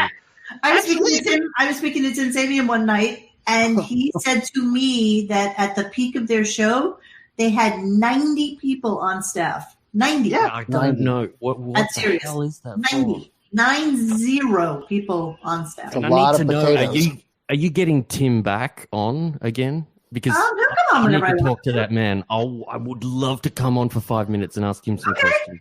Okay. But have you got plans? Because you guys need to get him back on. There's so many questions now that people have. Like a lot of people, though. I thought I could ask him. Sure, he would come on. Do you have a problem by man that needs to be solved? No, I do not. Well, if anyone can, it's Tim. I'm a coach. Problem solver. He really is. He's amazing at that. All right, let me finish some clips here. I took that camera crew on a tour of Sirius. If you saw the piece, you could see it. I didn't see Shuli in it, though. They cut him out. And it was great. You weren't in it. When we walked through, before I brought the cameras, I walked through to just say, I'll be coming through. Everyone was just kind of doing their job, and we were talking, and something happened between the time that happened and the time that I actually walked through with the CBS crew. Right. Everyone just fucking tightened up and went into freezer land. People started shutting their doors. Somehow somebody co-opted Madison from Lithium to come in and talk to me. Like it was all staged. And I went, this feels crazy. Yeah. I was just looking to stroll through and whoever was there. Right. I wanted to. Yeah. I got to say, as Howard is setting this up, and we went over this a little bit, Howard pretending that those guys aren't under Marcy's fucking marching orders right there makes me enraged that he's trying to play the good guy that you can high five me. Remember at the beginning of the series, used to run around. They showed the 60-minute special, or was it Katie Couric or something? He's running around high fiving people in cubicles and shit. Great day, everybody! Great day, great show. Terrified of him. Exactly. These guys are terrified of him. They cannot. They know they're scripted in that, and Howard's pretending that they have some. He's rubbing their nose in it. Yeah. Yes. And he's only doing it for his pleasure. It's so hard to listen to him lying that Marcy's not behind all this. Just so you all know, Tiger Lily said the girls have questions for Bon Jovial. The girls or the girl? Q&A with the girls. Did she say Bon Job? Is that some sort of innuendo? It means nothing. It means a lot. Go ahead. Send me a private message. Send that through, sweetheart. To be organic. Right. Threw everyone fucking crazy. Next thing you know, Shuli's popping out of the lithium office. He's like a jack in the box. Yeah, I mean, popping out of offices. Yeah. Everyone around here just froze up when I brought that camera through. Kim Jong-un's staff is more lively. Like, they're less afraid of him. It's like we're all chained to the desks back there. Like, you saw 1 second of that piece. It was 10 minutes of them staring at me. Like they didn't know me. Dude, that's funny, though. He didn't have a spot for you, though, huh?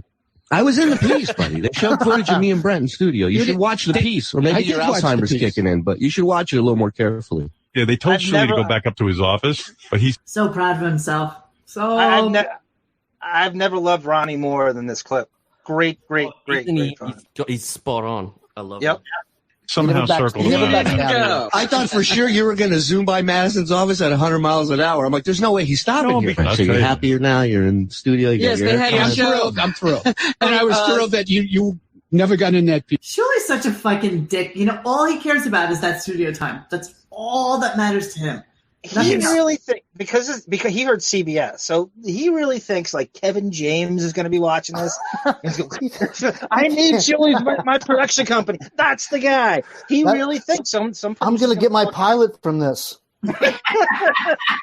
I'm a comic. I'm punching This is for comics. I'm a comic. All right, I'm going to finish. This is our last. I saw what Sin Lu who wrote there. Jesus. There we go.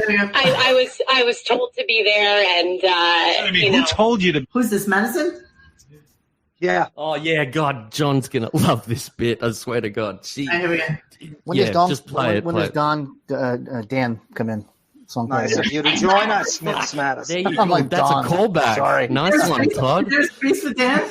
That's ridiculous. The people.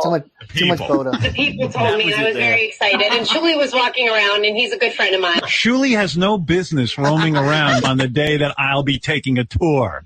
I don't think he was wandering around. He was saying hi, and I said, please, I'm nervous. And what He will shouldn't I have say? been anywhere where you could have said hi to him. Oh, it's not going to happen again. I'll tell you that. Well, do me a favor. Kick Shuli out of your office when he's hanging back there. He's supposed to be working for me. Never see her Okay. again. Sorry, Shuli, I love you. Love you, Shuli. He was just saying hello. Yeah. What were you on a tour?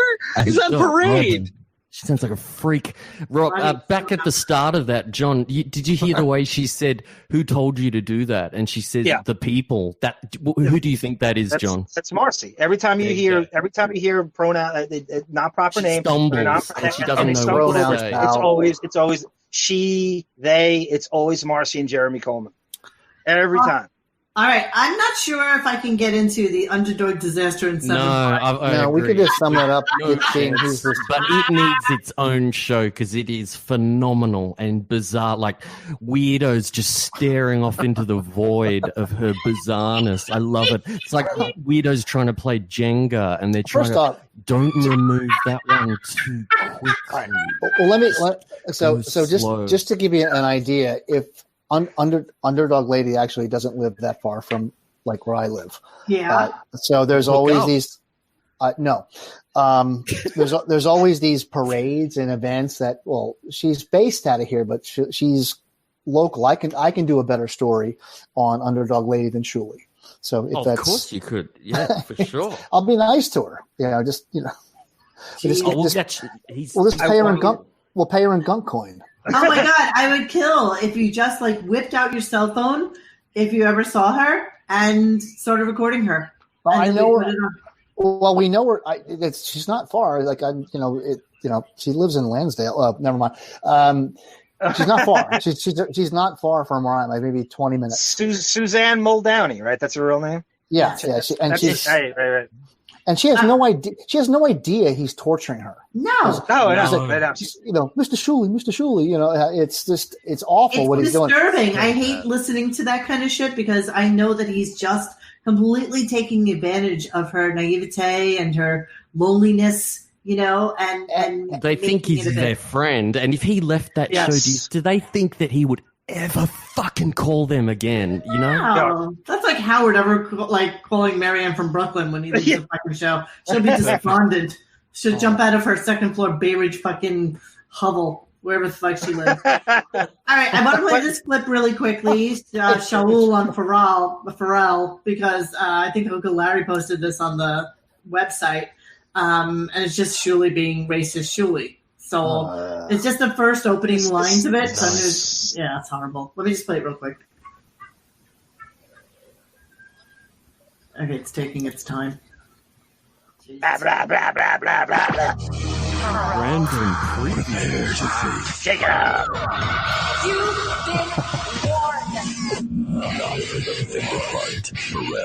On Howard 101. No matter what name, you could always turn it into a pun for an award show. Every name. Comments, Ferrero. You are absolutely correct that you can be the biggest promoter of NHL. I do not care much for hockey. NHL hockey. But I agree that Sirius is huge avenue of promoting any sport and gaining listeners and fans from all over the world. Love your show. Shake it up from Tokyo, Japan. Hurry-o. I love that, dude.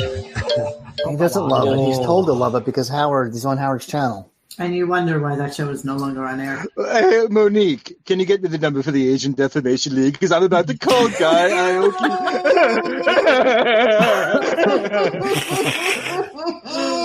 I really think we should submit that to the Asian Defamation League. Let's just see where it goes. It'll probably much ado about nothing for them. They probably won't. Let's just try. Let's just we're all bored. Let's send that to Guy Aoki and the Asian Defamation League. Because if Sarah Silverman got Shuli Egar speaking. I just want to apologize. So we're gonna button up this show now that it's 11:06 with a clip from How Howard Stern Became a New Man from CBS Sunday Morning, so we can see how the despondent miscreants, cattle Look at live. how bad he looks there. How bad do you want to just kick him? Like just kick him and say, "You owe me money." He's not punchable. He's not punchable, Bisnick. You said it. He's kickable. You know how hideous you have to be, how lacking it. He's kickable and internationally despised because of what Bon Jovi has done. Kickable and internationally despised. And that hair he's not kidding anybody. I'm saying, look at his neck on that. Yeah. Well, let's watch a little bit of it because creepy. We're really only going to go to the part where Dan Song, the parody man, comes in. Yeah, exactly. You nailed it. This is some callback. You bastards. Okay, hang on a second. Let me get there. Okay, here we go. As a broadcaster. This is the house. Okay, here we go. Oh, he's so fake. Howard Stern built. This is my favorite channel on Sirius. Over the past 13 years, the so-called shock jock has helped Sirius XM satellite radio So why is it grow from a fledgling? Hey, I want to look at that. Look at that rigor mortis body language. Look at that. Pause real quick. He probably so-called shock jock has helped Sirius XM. Okay, so this is where Richard Sell, what's his name? Nowicki. Yeah. This is where they work. So notice that they have a nice space here. It's kind of spaced out a little bit. They have mics so that they can just kind of, hop to when boss wants to talk to them. So they're all whip your dicks out, guys. Have dick whip each other. That's what you're there for. Go ahead, whip your dicks out for CBS. Exactly. Can we see full penetration? And look at Nosferatu with his fucking jacket. I just love this. All right, wasn't that late August? Satellite. Okay, right. So this is where they are. See, they have the stream going. They have audio going at all times. They're all doing whatever the fuck they do. God, they're such workaholics. What an operation. What I want to see is the video of the prep when they were when Marcy came in like a dictator saying Howard's doing this shoot and everything better be perfect or heads are going to roll kind of thing. Absolutely, Marcy was in charge of this. That's what I want. I want to see that she's like, that's it. And she made an example of somebody like asking a question and her firing them on the spot. It's like like in an 80s drama. Well, it's like, did you ever see when, obviously we're all in high school, when your teacher, maybe you like this teacher and they told you that the superintendent is coming in to observe them and you put on a completely different facade for that teacher. You're suddenly asking like penetrating questions and you're engaged in their lesson and you're all, this is what Marcy has the staff doing. Yes. It's like when the neighbor from Funny Farm comes over and acts really nice all of a sudden. Thank you, Steph Taylor, for the donation. Canceled my Sirius subscription earlier this month. Thought I'd give my money to something that was actually entertaining. Look forward to the Score show. Yeah, that's going to be a good show. We did a lot of research on that show. That money's going to wine. Yeah. That's right. Wait, what? Fledgling experiment into a 33 million subscriber empire. But diehard fans. I haven't seen it this clearly. I want to throw him through that glass. 5-year-old Stern himself. People assume they'd come here and it would be the raunchiest show on the planet. Yeah, he didn't shave that day. Look at that. He's riffing. How calculated is that? Turn on you. Sure, there are still plenty of juvenile bits about sex and bathroom habits. Tank looking there are also weird. moments like this. Actress Charlize Theron talking about. Don't care. Hang on. Don't care. Charlize is like, I've always wanted to be on Radio Gunk, and that fucking cunt glossed right over me. You know, my whole career. Look at how horrible he looks. About honesty. Oh, he looks really bad. Painful honesty. You know, Oh, the eyes. Eyes, insecurities. I hate the way I look. Like right now, I'm so aware of this camera. And there's nothing worse than introspective Howard in these interviews, pretending to be deep. Yeah. And how's my compression? Ugh. I don't know if they'll give us any more of like the inside. Oh, you got a YouTube thing going? Shuli, yeah. I switched over. Yeah, I gotcha. Seeing a psychotherapist and wound. Where's the Jesus pose? Can we see a Jesus pose? Yeah, it's got to be the Messiah pose. Treated some guests. So in the past, you saw your interview subjects as whores.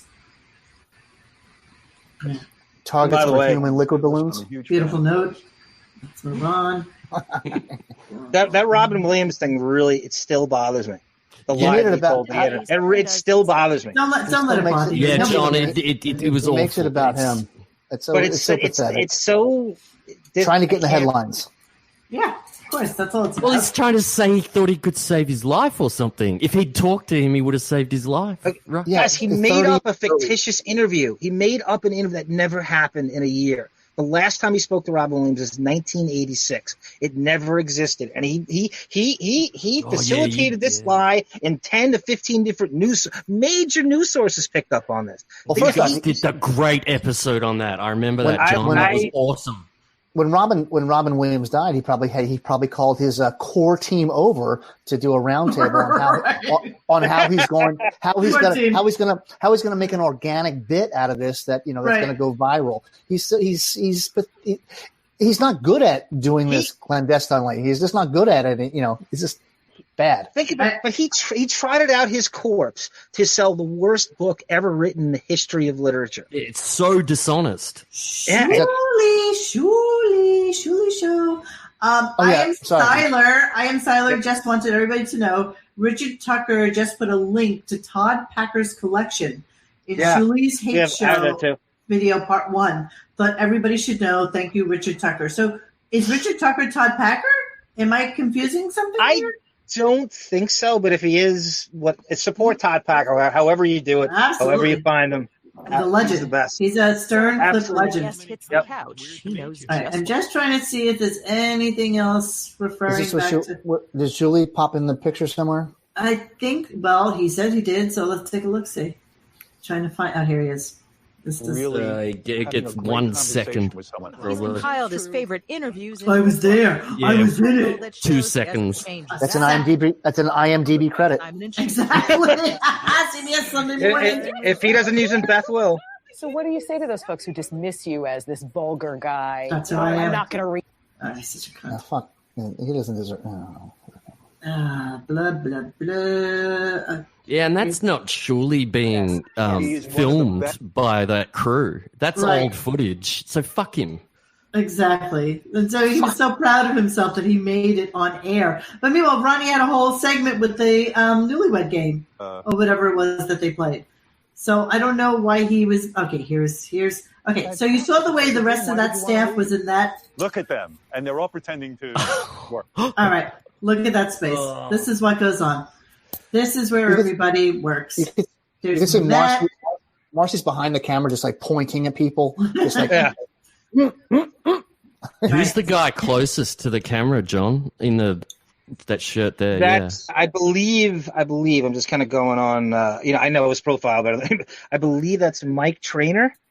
Oh, gotcha. Guy does the Hulk and lump, the lump, yeah. So you see the way these are all clips, like see Gary Page 2 in green, like that's what that is. Gary Page 2 in white. Yes, they've all got it open. Will's got it open there. They've all got it open on a fucking screen. Exactly. Everybody needs to be able to focus on that. That's the bullpen, guys. Right. The bullpen. Is that Mike Trainer?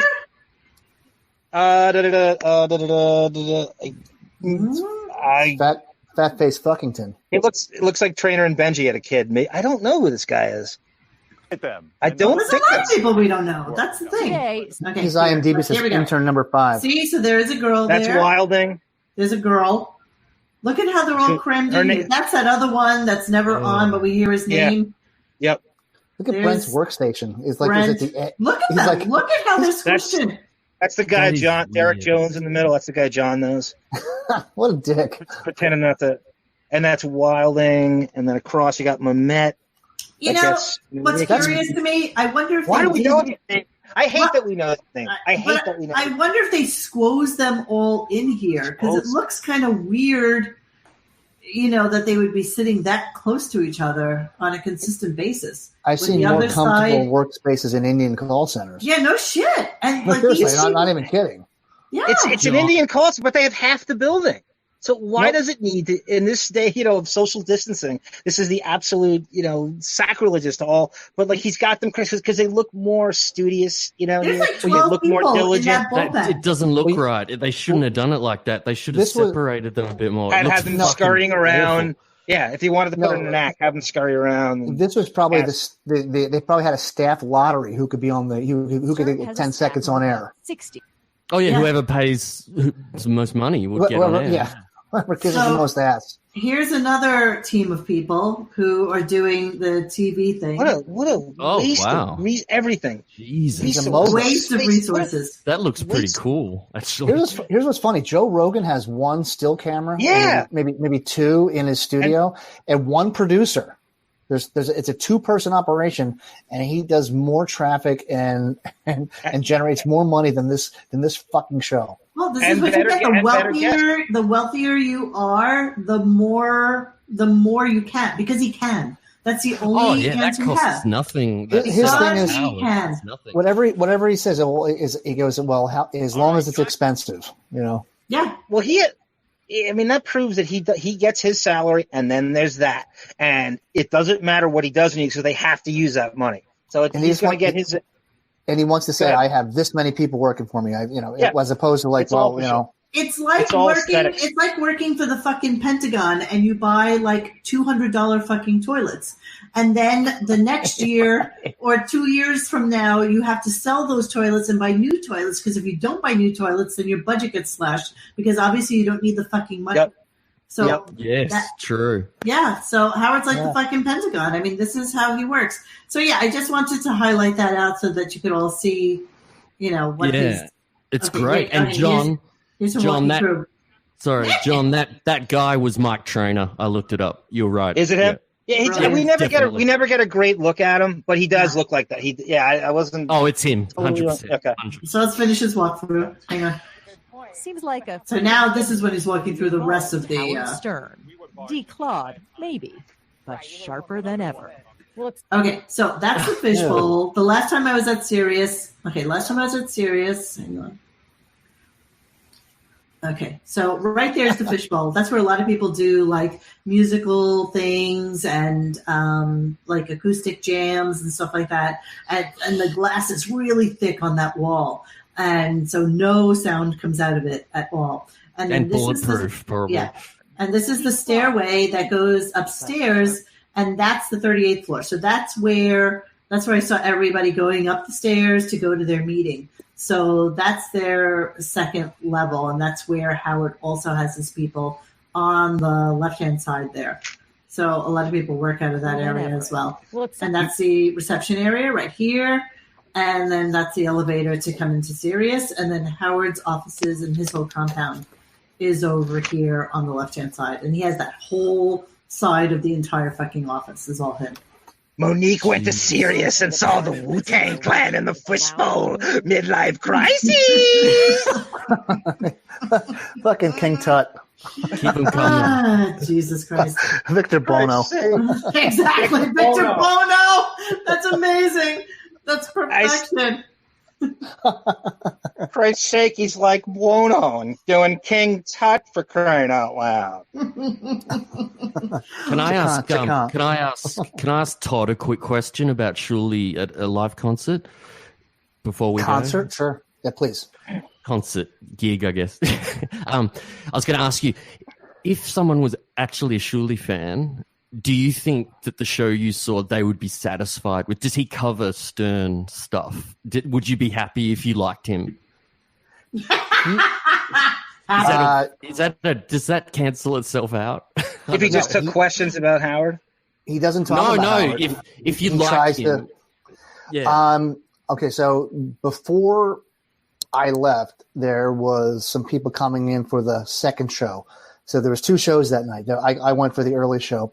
There was 2 shows coming in. So the people were coming in, they kind of got wind and they could sit in the back and they could watch the end of the first show and watch his act, but they didn't know it was going to be the same act. So people, I talked to this guy in the bathroom. He's all like, I can't wait. I love Shuli. I love the Stern Show. And how long have you been listening? And he's like, since 2013. I'm like, well, you don't get it then.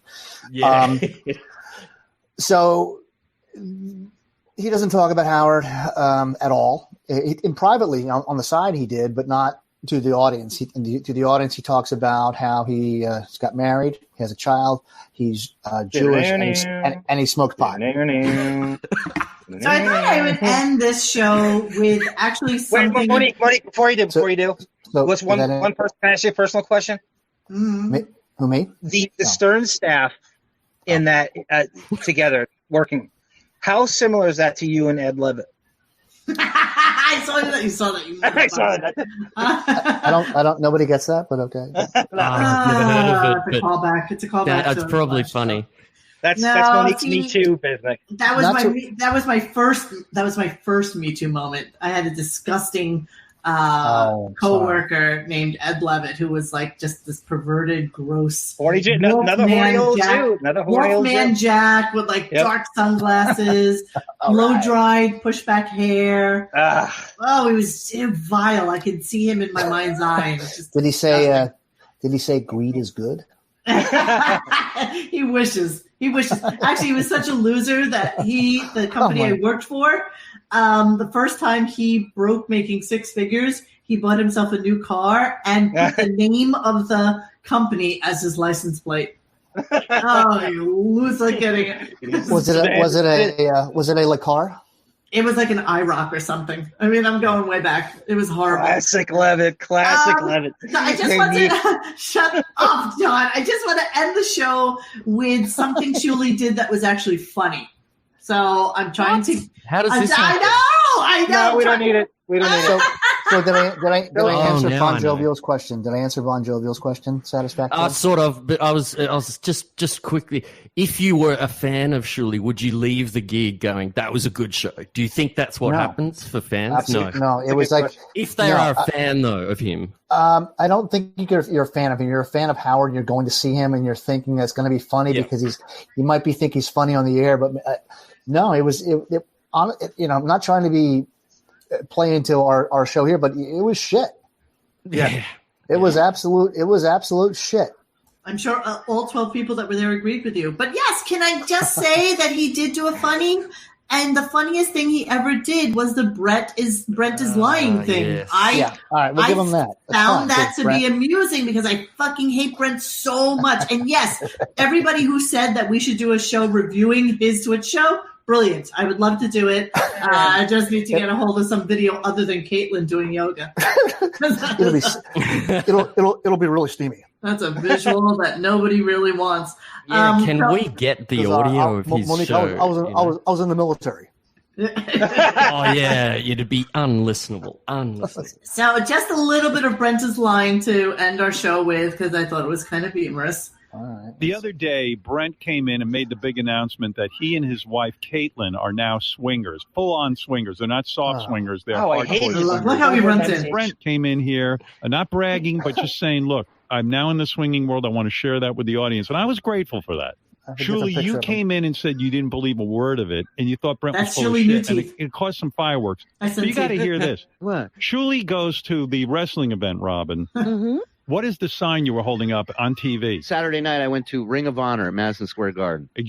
Oh, good. I'm glad you're here, Brent. You need to hear this. This is on the wrestling. Look at Brent. Does this have something to do with What a Brent? fucking sad sack he is. And look at that, Michael Todd of the World Arm Wrestling League. I'll be doing some announcing for them out in Pittsburgh. He's the heavyweight champion. And there's Shuli Egar. Shuli. Hey, Shuli. Maybe Brent was lying, but Michael. The sign said Brent is lying. It's a pretty fucked up thing to do, to be honest with you.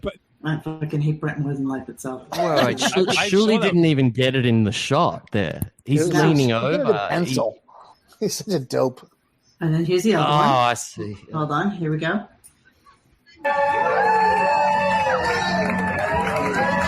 Oh, okay. So this is a Jam and Java show that he was at. But apparently he wasn't the closing act, which is why there's so many people there. So.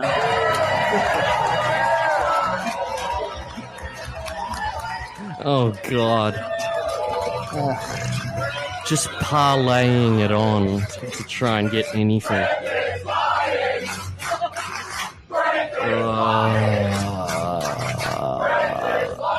You can hear there aren't many people there. Yeah. He had to pay though. He had to pay for a round. Exactly. All right. Are there any final words anybody wants to say about this wonderful show that we just gave everybody? I would like to thank Boff and my friend Steve S for never failing me in any request I have for this show or otherwise. They both came through on the move. That's exactly right. Both. The movie Hero at Large with John Ritter in 1980. They both came through and provided me with my entertainment for tonight. So I want to thank both of them. Fucking Hero at Large. One more midlife crisis. Midlife crisis. So wait, I can't stand you anymore. You sound like what's that little weird thing in Star Wars? It sounds like Phineas Gap. I can't remember his name. Jawas? No, that little creature with like pointed ears, and he looks like a little mouse. Everybody hates Salacious Jar Jar Binks. No, Salacious Crumb. Oh wow! I don't know where that fucking came out of. Holy cow! This is big. Star Wars 4, 5, 6, 1, 2, 3, I don't know. 7, 8, 9. Salacious Crumb. What the fuck is wrong with me? All right, John. I know what. People want you to sing us out, sweetheart. So go, Johnny boy. John, you're gonna have to play us out. What does that mean? Okay, this is so I guess this is why not end it with Mad at the Bad About You theme song? Apparently, who wrote this? Why Love It wrote this? Tell me why I love you like I do. Tell me who can start my heart as much as Shuli. I want you to listen to the final frontier. Do-do-do-do, do-do-do-do. Tell me who can love you like I do. And Shuli, shall take me to the wild frontier. Lovely. Thank you, John. Mind blowing. Thank you. All right. Thank you, Todd, for joining us once again. Loved having you on. Oh, thank you guys. Thank you, Bon Jovial, for again putting together a massive amount of clips. We just cringe at Shuli. Some people were calling for the Scott Salem versus Shuli clips, which I don't think we had on this show, and I'm sorry that we didn't. So sadly, we did not parse through that. No, I don't think they were good. I think they're circular. It's just circular arguments. Circular. We could save that. We could save that for Dan the Song Parody Man Part 2. That's like 2A. Been beaten by that. Dan's real last name is Cooper. No, we loved you on it, and I encourage you. I love it. You know I love it. It's on my channel. How do I not love it? I highly encourage you to, if there's other shows you think of that you want to bring that. Listen, our hate shows are some of the best things that we have on this channel. So if there's something else you want to bring the hate to, by all means, just PM me and we'll talk it out. What's up? Pure fucking venom. I love it. Yeah, I think Jason's a front runner for the next one. We'll look at that. Appear. We're gonna run with it. Let's have a poll. Let's have an actual poll. Let's do an actual poll. A Jason show would be fun because I think it would be one of those like seesaws back and forth because there's a lot of things you love about him and there's a lot of things you hate about him too because anything Raw Zapin, I love him. Anything anybody else, I'd love to be in it. I'd love to. Gina just says, "Aren't they all hate shows?" Yeah, that's probably true. It was Nibbler. Gina Babina coming in from out of Yeah, exactly. It was Nibbler before she called Jason a survivor, which is an odd, adjective to use for him. But I guess he is. He just knows how to, He doesn't look like a survivor. He's pretty. He can survive on a year when that's like that. You know what it is about Jason? It's because we love him when we hate him.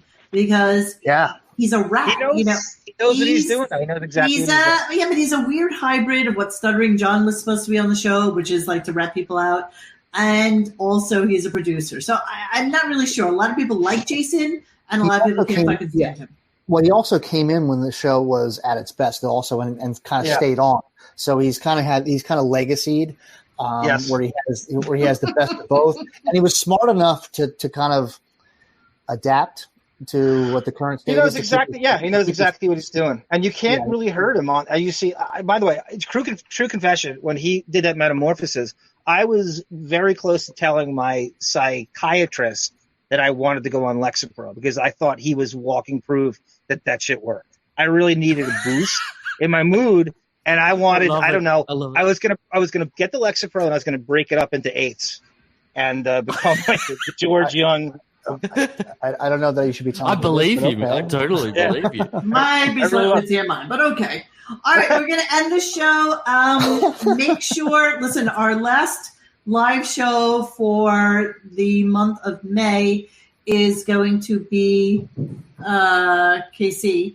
Oh, look, Rod just came in. Jason said Casey in the back. Yeah, maybe we'll bring that up with him. That's a great. Oh, yeah. I have that clip, actually. So, we're going to have Casey on live on Friday night. Timing to be determined. We got to, harness the girls Casey. On the forum are just so excited about this. My goodness. I know. They are just drooling. Shut up. Casey always like, ugh. But Casey should be good. He should be good.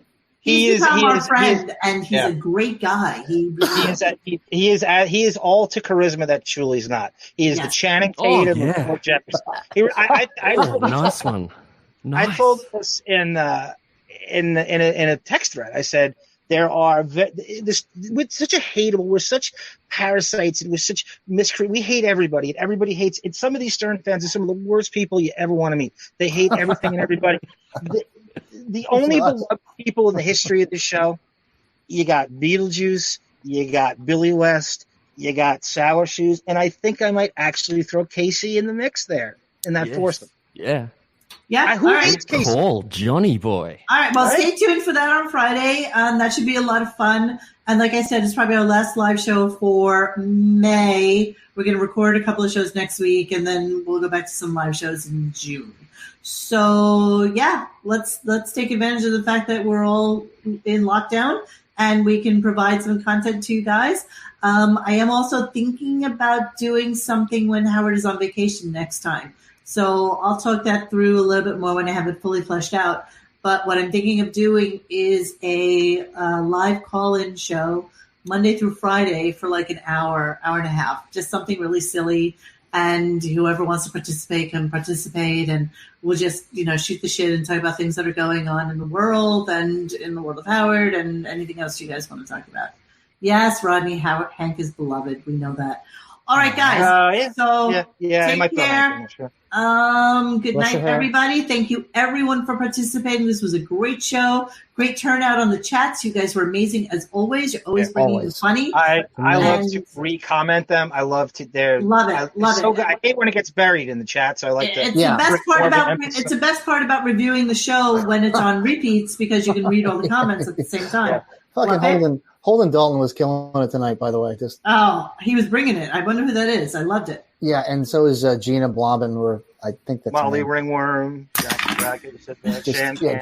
Babina. Sorry, I got to mention her. So, Bree Watson. All right, guys. Guys, sorry. The green bikini top. Yeah, don't ask. All right, guys. Yeah, outrageous. It's an outrageous thing. name. It's blasphemous. It's a whole thing. Yeah, you don't want to know. Oh, fucking thing. It really All right, is. guys. Thank you so much.